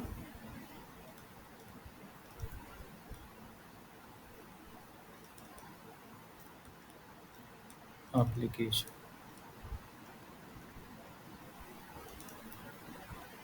यानी ट्रांसपोर्ट लेयर आपका कंप्लीट ट्रांसपोर्टेशन करता है, यानी आपके सिस्टम से के एप्लीकेशन से डेटा उठाएगा और डेस्टिनेशन के सिस्टम के एप्लीकेशन में डेटा सेंड कर देगा, ठीक है। तो इसको बोलते हैं कंप्लीट डिलीवरी। मतलब क्या हो गया, जैसे मान लीजिए आपका जो नेटवर्क है, अगर आपके सिस्टम में एक नेटवर्क है, जैसे मल्टीपल आपके सिस्टम में समझ लीजिए कि आपका एक ये है, एक ये है, ये स्विचेस से आपके सारे ये जुड़े हुए हैं सिस्टम में, ये आपका है, एक यहाँ सिस्टम में है, और ये सिस्टम आपका ये अपना एक लैन है, ठीक है। और ये लैन आईएसपी के थ्रू, ये राउटर हो गया, ये राउटर हो गया, ये राउटर हो गया, ये आईएसपी के थ्रू दूसरे सिस्टम के, यानी दूसरे सिस्टम के लाइन्स में ये आपका कनेक्टेड होगा। जैसे मान लीजिए यहाँ हो गया, ये सिस्टम हो गया, ये सिस्टम हो गया। अब ये सिस्टम जो है आपका, इस सिस्टम के एप्लीकेशन से कम्युनिकेट करना चाहता है। तो ट्रांसपोर्ट लेयर क्या करेगा, यहाँ से सर्विस उठाएगा और सीधे इसके एप्लीकेशन के लेयर के सर्विस में सेंड कर देगा। तो ये काम कौन करता है, ट्रांसपोर्ट लेयर। ठीक है,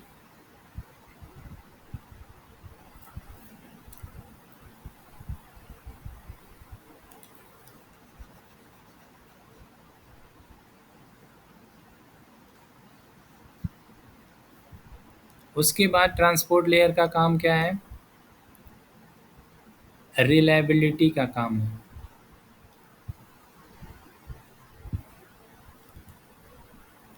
यानी ट्रांसपोर्ट लेयर आपका डेटा पहुंचाने का काम करेगा ही करेगा। ठीक है, यानी ये रिस्पॉन्सिबिलिटी निभाएगा। ट्रांसपोर्ट लेयर क्या करता है, एरर चेक करता है।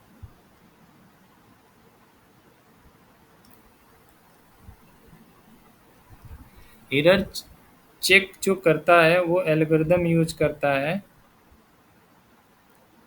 चेकसम। ठीक है, एरर चेक करेगा, मतलब क्या करेगा, ट्रांसपोर्ट लेयर एक और काम करता है, वो सेगमेंट का जो डेटा है उसको सेगमेंट बना देता है, सेगमेंट। और सेगमेंट क्या होता है, समझ लीजिए कि आपका जो डेटा है 50-100 MB का डेटा है। ठीक है, 100 MB का डेटा है। जैसे हमने उस फाइल को ईमेल करने के लिए अभी एक फ़ाइल आप अपलोड करके दिखाए थे आपको, वो फ़ाइल सपोज कर लीजिए कि आप अपने सिस्टम के एप्लीकेशन में जैसे वो आप अपलोड करते हैं तो वो फ़ाइल की साइज़ समझ लीजिए कि 100 MB का है। ठीक है, या 1 GB का है, 1000 MB का है। ठीक है, तो ये आपका 1000 MB क्या हुआ, आपका डेटा हुआ। ठीक है, तो वो डेटा आपके सिस्टम के एप्लीकेशन में तो 1000 तुरंत शो कर लेगा, क्योंकि वो अभी आपकी ही मेमोरी में है, आपके सिस्टम की मेमोरी में है, और आपका सिस्टम का मेमोरी ज़्यादा है। ठीक है, अब वो उसको क्या करेगा, अब कोई भी आप सोच लीजिए कि कोई भी अगर एक सीमेंट का बोरा है और मान लीजिए एक छोटा बच्चा है, उस बोरे को उठाना है, तो वो क्या करेगा, एक बोरा तो उठा नहीं पाएगा, है ना। अगर 10-15 साल का बच्चा है तो वो 50 किलो का वेट थोड़ी ना उठा पाएगा। वो क्या करेगा, उस बोरे को खोल करके उसमें एक-एक टोकरी में थोड़ा-थोड़ा रखेगा और उसको ले जाके जहाँ डेस्टिनेशन है वहाँ तक रख देगा। तो इससे क्या होगा, आसानी से आपका डेटा पहुँच जाएगा। ठीक जो एक बोरे को थोड़े-थोड़े पार्ट्स में जो डिवाइड होता है, वही आपका क्या होता है, वो सेगमेंट होता है। तो मतलब क्या हुआ, 1000 MB का जो आपका डेटा है, वो क्या करेगा, 100-100 MB या 50-50 MB का, 100-100 MB का ही मान लीजिए 10 पैकेट बना लेगा। तो इसको बोलते हैं सेगमेंट। ठीक है, अब इस सेगमेंट को क्या करेगा, ट्रांसपोर्ट लेयर एक सेगमेंट को सेंड करेगा दूसरे, अब इसकी नंबरिंग कर देगा। एक ये पहला सेगमेंट है, ये दूसरा सेगमेंट है, ये तीसरा सेगमेंट है, चौथा, पाँचवा, छठवां, नौवां, 10वां, ऐसे कर देगा। और उसको पहले को भेजेगा, दूसरे को भेजेगा, तीसरे को भेजेगा, ऐसे करते करते दूसरे एंड पे भेजेगा। यहाँ इसे यहाँ भेजना है तो पहले पहला भेज लेगा, फिर दूसरा भेज लेगा और तीसरा भेज लेगा। और इसके पास नंबरिंग है, तो पहले पार्ट को क्या कर लेगा, रख लेगा वो 100, फिर उसके बाद दूसरे को जोड़ देगा, फिर तीसरे को जोड़ देगा, चौथे को जोड़ देगा, ऐसे करते करते वो 1000 MB का एक पूरा कंप्लीट फाइल बना देगा। तो ये काम कौन करता है, ट्रांसपोर्ट लेयर। यानी पूरे डेटा को और छोटे पार्ट्स में डिवाइड करके पैकेट के फॉर्म में, हाँ, सॉरी सर पैकेट के फॉर्म में, पैकेट नहीं, सेगमेंट के फॉर्म में। यहाँ पे सॉरी सेगमेंट सॉरी बनता है। ठीक है, सेगमेंट। नेटवर्क लेयर पे सेगमेंट बनता है, वो उस छोटे-छोटे पार्ट में जो डिवाइड करता है उसको हम सेगमेंट बोलते हैं। Segment okay. को बोलते हैं a collection of bite, collection of bite. अब लेकिन देखिए आपका जो डेटा आ रहा है कॉन्टिन्यूअस आ रहा है। आप कभी यूट्यूब में देखिएगा कि सीमेंट या कोई छोटे प्रोडक्ट की फैक्ट्री, जैसे साबुन का ही फैक्ट्री ले लीजिए, एक सोप का फैक्ट्री है। वो क्या करता है, पैकिंग में जाता है, कंटिन्यूअस एक एक पैक सोप गिरता जाता है, एक पूरा नीचे एक जो भी रखा होगा कार्टून उसमें गिरेगा। जैसे ही अगर मान लीजिए इस कार्टून में 100 सोप आते होंगे, तो जब आपका 100 सोप गिर जाएगा तो ये कार्टून ऑटोमेटिक यहाँ से हट जाएगा। फिर दूसरा कार्टून आके लग जाएगा, फिर उसमें गिरते रहेंगे। ऐसे करते आपका सेगमेंटेशन हो जाएगा। यानी ये सोप एक जहाँ होगा वो पूरे डेटा के फॉर्म में होगा, और जैसे ही गिरेगा आके कार्टून में 100 हो जाएगा, एक सेगमेंट हो गया। दूसरा 100 हुआ, दूसरा हुआ, तीसरा हुआ, तीसरा, ऐसे करते वो आपका आराम से पैकेट सेगमेंट आपका चला जाता है। ठीक है, तो ऐसे ही बिट होता है। बिट एप्लीकेशन लेयर से कंटिन्यू गिरते रहता है, प्रेजेंटेशन और सेशन लेयर होते हुए ट्रांसपोर्ट लेयर में आता है। जैसे ही ट्रांसपोर्ट लेयर में आता है वो कहता है कि यार 100 बिट का 100 MB है, तो 100 MB का हमको एक सेगमेंट बना देना है। तो जैसे ही 100 MB का डेटा आ जाएगा वो एक सेगमेंट बना करके फेंक देगा। फिर 100 MB का डेटा आया, वो एक सेगमेंट बना करके किनारे कर देगा और उसकी लेबलिंग कर देगा, ये पहला है, ये दूसरा है, ये तीसरा है। ठीक है, सेगमेंट समझ में आया। तीसरा क्या करता है, ये एरर चेक करता है। एरर मतलब अगर मान लीजिए इसने टोटल 10 पैकेट बनाया, 10 सेगमेंट बनाया, ठीक है, पहला दूसरा तीसरा। सर आपकी आवाज ब्रेक हो रही है बार बार। मेरी आवाज ब्रेक हो रही है? अभी क्लियर है? सॉरी, किसी ने मैसेज किया हुआ है क्या? क्लियर है सर। सर स्क्रीन क्लियर है सर, क्लियर है। पहले का। ठीक है, अभी क्लियर है ना आवाज? हाँ ठीक है, आपको क्लियर है कीर्ति? सर आवाज ब्रेक हो रही है आपकी।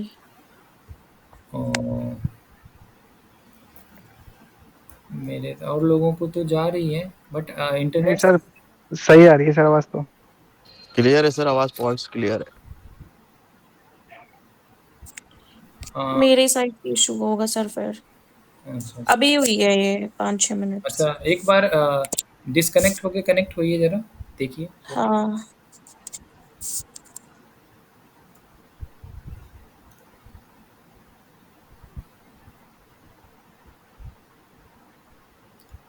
अभी क्लियर है? आ जा रही आवाज? Yes sir. Yes sir. कितनी आपको? हाँ सर आ रही है। ओके, ठीक है। तो ये सेगमेंट हुआ, सेगमेंट समझ में आ गया क्या है। फिर उसके बाद ट्रांसपोर्ट लेयर ना आपका एरर चेक करता है। एरर का मतलब क्या हुआ कि सपोज कीजिए कि हमने 10 पैकेट, इसने 10 सेगमेंट बनाया और पहला गया, दूसरा गया और तीसरा कहीं किसी नेटवर्क में कंजंक्शन होने के कारण या किसी और प्रॉब्लम से ये नहीं पहुंच पाया, तब तक ये चौथा पहुंच गया। ठीक है, तो ये क्या किया, पहले वाले को किया, दूसरे वाले को असेंबल की, ये दूसरे एंड पे पहले को, उसके बाद दूसरे को नंबरिंग के अकॉर्डिंग वो उसको फिर से रीअसेंबल करता है। क्योंकि इधर से क्या करते हैं, सेगमेंट बनाते हैं, सेगमेंट बना के भेजते हैं।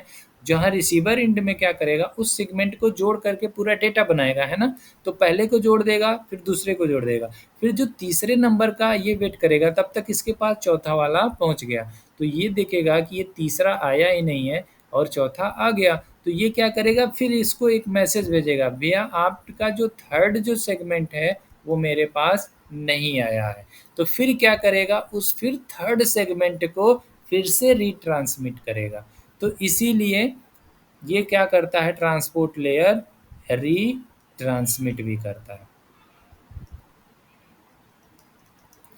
और एरर चेक, एरर जैसे चेक किया कि पहला आया, दूसरा आया, तीसरा नहीं आया, फिर इसको बोला और फिर इसने तीसरा सेंड किया।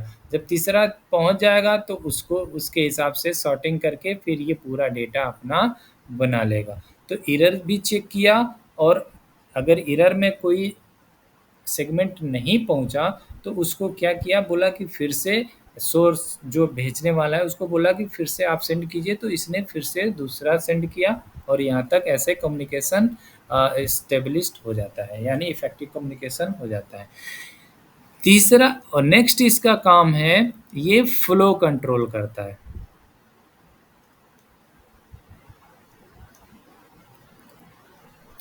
कंट्रोल करता है। फ्लो कंट्रोल कैसे करता है कि देखिए, जैसे एक सिस्टम दूसरे सिस्टम से जैसे ही कनेक्ट होता है, अब सपोज कीजिए इस सिस्टम की जो कैपेसिटी है, डेटा सेंड या रिसीव करने की कैपेसिटी है, वो जो सिस्टम है एक बार में, सपोज कीजिए ये आप एक बार में 15,000 बाइट ले सकता है, यानी एक बार में ये 15,000 बाइट ले सकता है, और ये सिस्टम है जो 1,000 बाइट ले सकता है, 10,000 बाइट एक बार में ले सकता है। यानी सपोज कीजिए कि ये इतना MB एक बार में रिसीव कर सकता है और ये अपना इतना MB रिसीव करता है। तो सपोज कीजिए इसका जो बफर मेमोरी होगा, यानी ये जो डेटा जो सेंड करेगा, तो ये तो अपना एक बार में जब इतना सेंड या रिसीव कर सकता है तो ये इतने का एक सेगमेंट बना देगा और सामने वाले पे भेज देगा। लेकिन जैसे ही 15,000 बाइट वाला MB वाला डेटा इसके पास जाएगा, तो इसकी जो कैपेसिटी है डेटा रिसीव करने की, तो उसका 10,000 है, और ये भेज रहा है 15,000, तो ये जा करके यहाँ पे ओवरफ्लो हो जाएगा। ठीक है, तो जब ओवरफ्लो हो जाएगा तो ये हैंग भी हो सकता है या डेटा लॉस हो सकता है। तो यहाँ पे जो फ्लो कंट्रोल है, वो फ्लो कंट्रोल इसलिए है कि ये दोनों को एक दूसरे को बता देते हैं कि भैया जो मेरी कैपेसिटी है वो हमारा 10,000 का है, और ये बता देता है कि जो मेरी कैपेसिटी है वो 10,000 का है। ये कैसे बताते हैं वो अभी हम लोग जब TCP/IP पढ़ेंगे उसमें एक हैंडशेकिंग होता है, वो पढ़ेंगे अच्छे से। यहाँ बस यही समझ लीजिए कि ये बता देगा कि भैया मेरी कैपेसिटी इतने बाइट लेने, इतने MB लेने की है और मेरी कैपेसिटी इतने MB लेने की है। तो ये जो डेटा दोनों तरफ भेजेंगे, तो दोनों अब जो सेंड रिसीव होगा अब इसके अकॉर्डिंग होगा, तो ये 10,000 से ज़्यादा बड़ा डेटा नहीं भेजेगा। और ये भी अगर मान लीजिए 10,000 भेजा तो इसके पास पहुंच गया, तो जब भी भेजेगा मैक्सिमम इतना भेजेगा या इससे कम ही भेजेगा, इससे ज़्यादा नहीं भेजेगा। तो ये क्या हो गया, फ्लो कंट्रोल है। कौन करता है, ट्रांसपोर्ट लेयर करता है, फ्लो कंट्रोल भी करता है। इस प्रोसेस को बोलते हैं विंडोइंग। याद रखिए, बहुत इंपॉर्टेंट है ये विंडोइंग। विंडोइंग क्या है, विंडोइंग में ये एक दूसरे की कैपेसिटी बताते हैं कि भैया मेरी कैपेसिटी डेटा रिसीव करने की इतनी है, ये बता देता है कि मेरी कैपेसिटी इतनी है। तो जो भी साइज का डेटा जाता है, जो भी विंडो का डेटा जाता है, वो दोनों में जो कॉमन होगा, दोनों में जो कैलकुलेट करके कॉमन में होगा, उसी हिसाब से ये विंडो जाएगा। तो यहाँ पे ओवरफ्लो नहीं होगा। ठीक है, तो इस प्रोसेस को हम बोलते हैं विंडोइंग।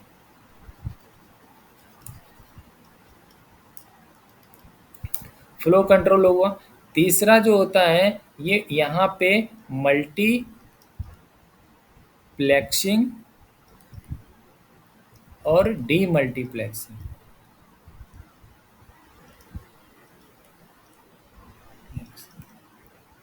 मल्टीप्लेक्सिंग डीमल्टीप्लेक्सिंग का मतलब क्या हुआ, देखिए अभी हमने जो पोर्ट नंबर पढ़ा था, ये में क्या है, मल्टीपल टैब होते हैं। ठीक है, मल्टीपल सर्विस चलता है, यहाँ गूगल हो गया, यहाँ यूट्यूब हो गया, यहाँ अमेजोन हो गया, फ्लिपकार्ट हो गया, या और भी अदर साइट हो गई।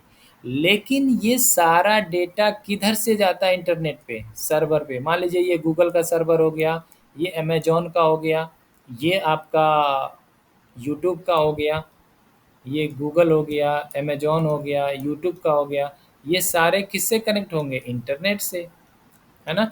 और आपका जो सिस्टम होगा, ये जो सिस्टम होगा, ये भी किससे कनेक्ट होगा, ये भी एक ही कनेक्शन से, इंटरनेट से।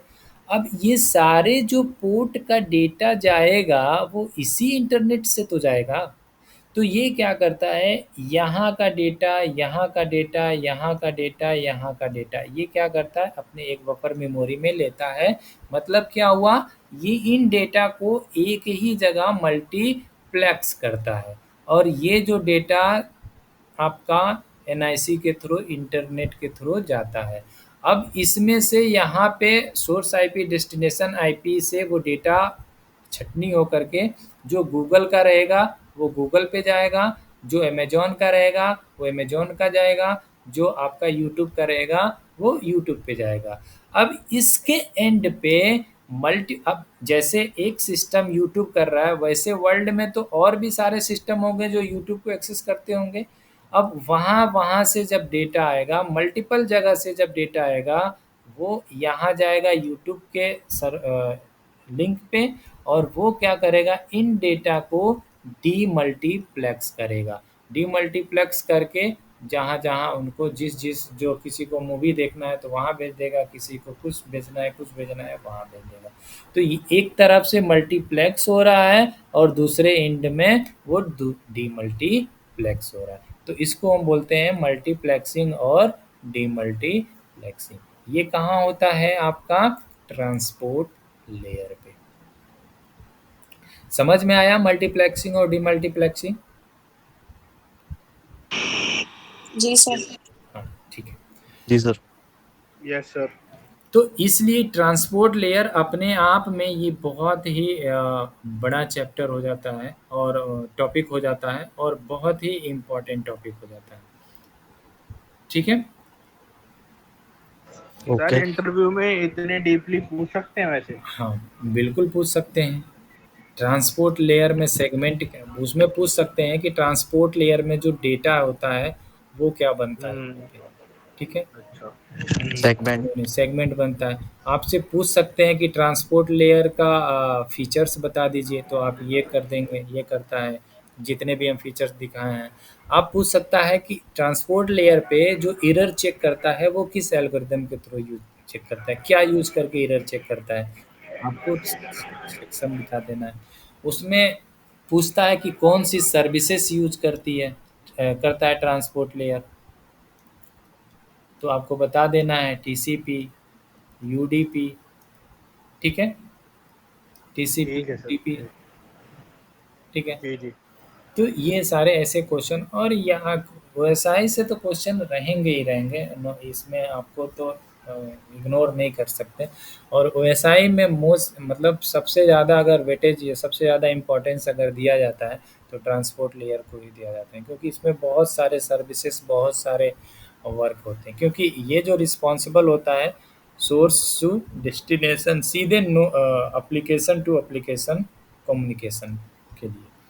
क्योंकि एक एप्लीकेशन या एक पोर्ट से डेटा उठाएगा और उसके वहाँ तक पहुँचने के बाद उसके पोर्ट नंबर एग्जैक्टली उसका जहाँ टैब है वहाँ तक वो डेटा पहुँचा देता है। तो इसीलिए बोलते हैं इंड टू इंड, यानी अब वो डेटा शुरू के इंड से उठाएगा और दूसरे के एकदम लास्ट इंड तक, यानी आप एग्जैक्टली जहाँ डेटा जाना है वहाँ तक पहुँचा देगा। तो इसलिए अपने आप में ये बहुत ही इम्पोर्टेंट हो जाता है। ठीक है। Yes sir, yes. अब ट्रांसपोर्ट लेयर की जो सर्विसेज आती हैं, सर्विसेज में जो आपका टीसीपी और यूडीपी, ठीक है। तो इसमें जो हम सर्विसेज पढ़ेंगे टीसीपी, इसका हो जाता है, आपका फुल फॉर्म होता है ट्रांसमिशन कंट्रोल प्रोटोकॉल। ठीक है। टीसीपी जो होता है आपका प्रोटोकॉल, ये जो प्रोटोकॉल होता है ये कनेक्शन ओरिएंटेड प्रोटोकॉल होता है। ठीक है, कनेक्शन ओरिएंटेड प्रोटोकॉल्स होता है। मतलब क्या है कि ये अगर कोई भी कम्युनिकेशन, एक सिस्टम को दूसरे सिस्टम से कम्युनिकेट करना है थ्रू किसके, टीसीपी के थ्रू, तो वो क्या करेगा, पहले एक कनेक्शन बनाएगा और फिर कम्युनिकेट करेगा। ठीक है, तो इसमें कनेक्शन ओरिएंटेड प्रोटोकॉल होता है। ठीक है, टीसीपी। जैसे मान लीजिए ये क्या करता है, H T T P S. ठीक है, इसमें इस प्रोटोकॉल के थ्रू अगर कम्युनिकेशन करना है तो क्या बनाएगा, पहले कनेक्शन और फिर उसके बाद आपका डेटा सेंड करता है। जैसे मान लीजिए HTTPS करते हैं, HDFC.com करते हैं, तो वो एप्लीकेशन करते हैं, फिर क्या करता है, वो उस एप्लीकेशन से आपके बैंक के सर्वर से एक कनेक्शन बना देता है। मतलब वो बोल देता है कि ठीक है, हमने कनेक्शन बना दिया, अब आपको कम्युनिकेशन करना है तो कम्युनिकेशन कर लीजिए। तो इसीलिए टीसीपी को बोलते हैं हम कनेक्शन ओरिएंटेड प्रोटोकॉल। कम्युनिकेशन करने से पहले, डेटा सेंड करने से पहले वो दोनों सोर्स और डेस्टिनेशन आपस में एक कनेक्शन बनाते हैं, फिर डेटा को सेंड करते हैं। जैसे डेटा एंड हो जाता है, फिर उस कनेक्शन को ब्रेक कर देते हैं। ठीक है, दूसरा टीसीपी क्या होता है, ये रिलायबल होता है। रिलायबल इन द सेंस कि आप कोई भी कम्युनिकेशन कर रहे हैं, कोई भी डेटा सेंड कर रहे हैं, जैसे आप अगर मेल कर रहे हैं तो आपका मेल होगा किसके थ्रू जाएगा, कम्युनिकेट करेगा, टीसीपी के थ्रू। अगर मान लीजिए कि आपने एक अपना एप्लीकेशन लेटर छुट्टी के लिए भेजा, उसमें आपने एक टू दी बॉस या व्हाटएवर, जिसको भी एचओडी, जिसको भी आप मेल करते हैं, मेल किया और वहाँ छुट्टी का रीज़न बताया आपने कि मुझे छुट्टी चाहिए इतने दिन की, मेडिकल इशू किया या व्हाटएवर जो भी रीज़न बताया। उस रीजन में अगर आपने टीसीपी के थ्रू वो सेंड नहीं हुआ, तो सपोज कीजिए कि अब क्या करेगा, इसका पूरा सेगमेंट बनाएगा कम्युनिकेशन के लिए। अगर ये वाला पार्ट, रीजन वाला जो सेगमेंट में आया, वो वाला सेगमेंट अगर पहुंचा ही नहीं और बाकी का पहुंच गया, तो मान लीजिए अब जैसे ही आपका एप्लीकेशन जाएगा और उसमें रीजन मिला ही नहीं, तो अब बॉस को क्या समझ में आएगा, वो आपकी छुट्टी देगा ही नहीं, भैया तुमने रीजन दिया नहीं, आपने कुछ बताया नहीं, तो आपको छुट्टी नहीं मिलेगी, आपका पास नहीं होगा। तो इसलिए बोले कि ये जो कम्युनिकेशन होगा, इसमें हर एक लाइन, हर एक वर्ड एक अपने में रिलायबल है, यानी सोर्स से डेस्टिनेशन तक पहुंचना ही पहुंचना है। जब तक अगर पहुंचा नहीं, तब तक वो आपका फाइल ओपन होगा नहीं। आप देखते होंगे कोई फाइल अगर डाउनलोड करते होंगे तो उसमें से 99.9% डाउनलोड होता है और बाकी 0.1% अगर ब्रेक हो गया तो वो आपकी पूरी फाइल करप्ट हो जाती है। मतलब क्या है कि जब तक आपका पूरा डेटा आएगा नहीं, तब तक वो फाइल चलेगी नहीं, क्योंकि वो आपकी फाइल बहुत ही इम्पोर्टेंट है। तो ऐसे फाइलों के लिए क्या होता है कि वो भेजने के लिए वो टीसीपी सर्विस यूज करता है। तो वो क्या करता है, जब तक आपका पूरा डेटा पहुंच नहीं जाएगा, तब तक वो क्या करेगा, उस डेटा को सिंक करके भेजता रहेगा, भेजता रहेगा, भेजता रहेगा। तो रीट्रांसमिट का जो ऑप्शन होता है वो आपका यहाँ से होता है। तो ये क्या करेगा, टीसीपी अगर कोई पैकेट लॉस हुआ, फिर बोलेगा फिर दोबारा भेजो, फिर दोबारा भेजो। हर पैकेट का, जो भी पैकेट जाएगा, हर पैकेट का, जैसे मान लीजिए आपने एक वही बताएं कि 10 सेगमेंट हैं, तो 10 पैकेट आपका हुआ। अगर 3 पहुंचा, चौथा नहीं पहुंचा, तो ये तुरंत बोल देगा कि भैया आपका चौथा नहीं पहुंचा है, तो फिर वो चौथा भेज देगा। ऐसे करते करते करते करते जब 100% डिलीवरी हो जाएगी, तो अब ये बोलेगा ओके आपका। क्यों टाइप है सर थोड़ा, सॉरी, क्यों टाइप में बताइए आवाज नहीं आई आपकी क्लियर, क्या कहना कह रहे हैं सर। सिक्योर सिक्योर टाइप में काम करता है ये, सिक्योर प्रोटोकॉल में। हेलो, सिक्योर नहीं, ये हम लोग डिलीवरी की बात कर रहे हैं, डेटा को ले जाने के लिए। सिक्योर और अनसिक्योर की बात नहीं कर रहे हैं। ओके वो इंक्रिप्शन डिक्रिप्शन की बात नहीं कर रहे हैं, हम डेटा ट्रांसपोर्टेशन की बात कर रहे हैं। यानी आपको डेटा लेके यहाँ तक जाना है और जब तक जाना है जब तक कंप्लीट आपका डिलीवर नहीं हो जाता, ये डेटा लेके जाना है। सिक्योर अनसिक्योर तो आप वहीं कर लेंगे, ट्रांसपोर्ट लेयर पे ही बना देते हैं डेटा कि आपका डेटा कैसे होगा, बिट सिक्योर होगा कि अनसिक्योर होगा। टीसीपी आपका सिक्योर भी ले जाता है और एचटीटीपी का भी डेटा लेके जाता है, तो ये तो अनसिक्योर है फिर भी लेके चला जाता है। तो ये तो सर्विस है ना, ये ट्रांसपोर्टेशन का काम है। आप जो भी सामान रखेंगे वो लेके चला जाएगा। एक ट्रक में अगर आप अपनी तिजोरी रखें लॉक करके, वो भी लेके चला जाएगा। आप उस पैसे को वैसे ही रखें अनलॉक्ड, तो वो भी लेके चला जाएगा। ठीक है, तो ये डिलीवरी सर्विस है। ये बस आप सिक्योर डेटा दें या आप अनसिक्योर दें, सारे डेटा को ये लेके चला जाएगा। ठीक है, हाँ, ये इतना करेगा कि आपका कोई डेटा लॉस होने नहीं देगा। ठीक ओके। है, तो ये जो सर्विस समझ में आया? Yes sir. हाँ, तो ये जो सर्विस है ये टीसीपी यूज करता है 3 वे हैंडशेक। ये यूज करता है 3 वे हैंडशेक।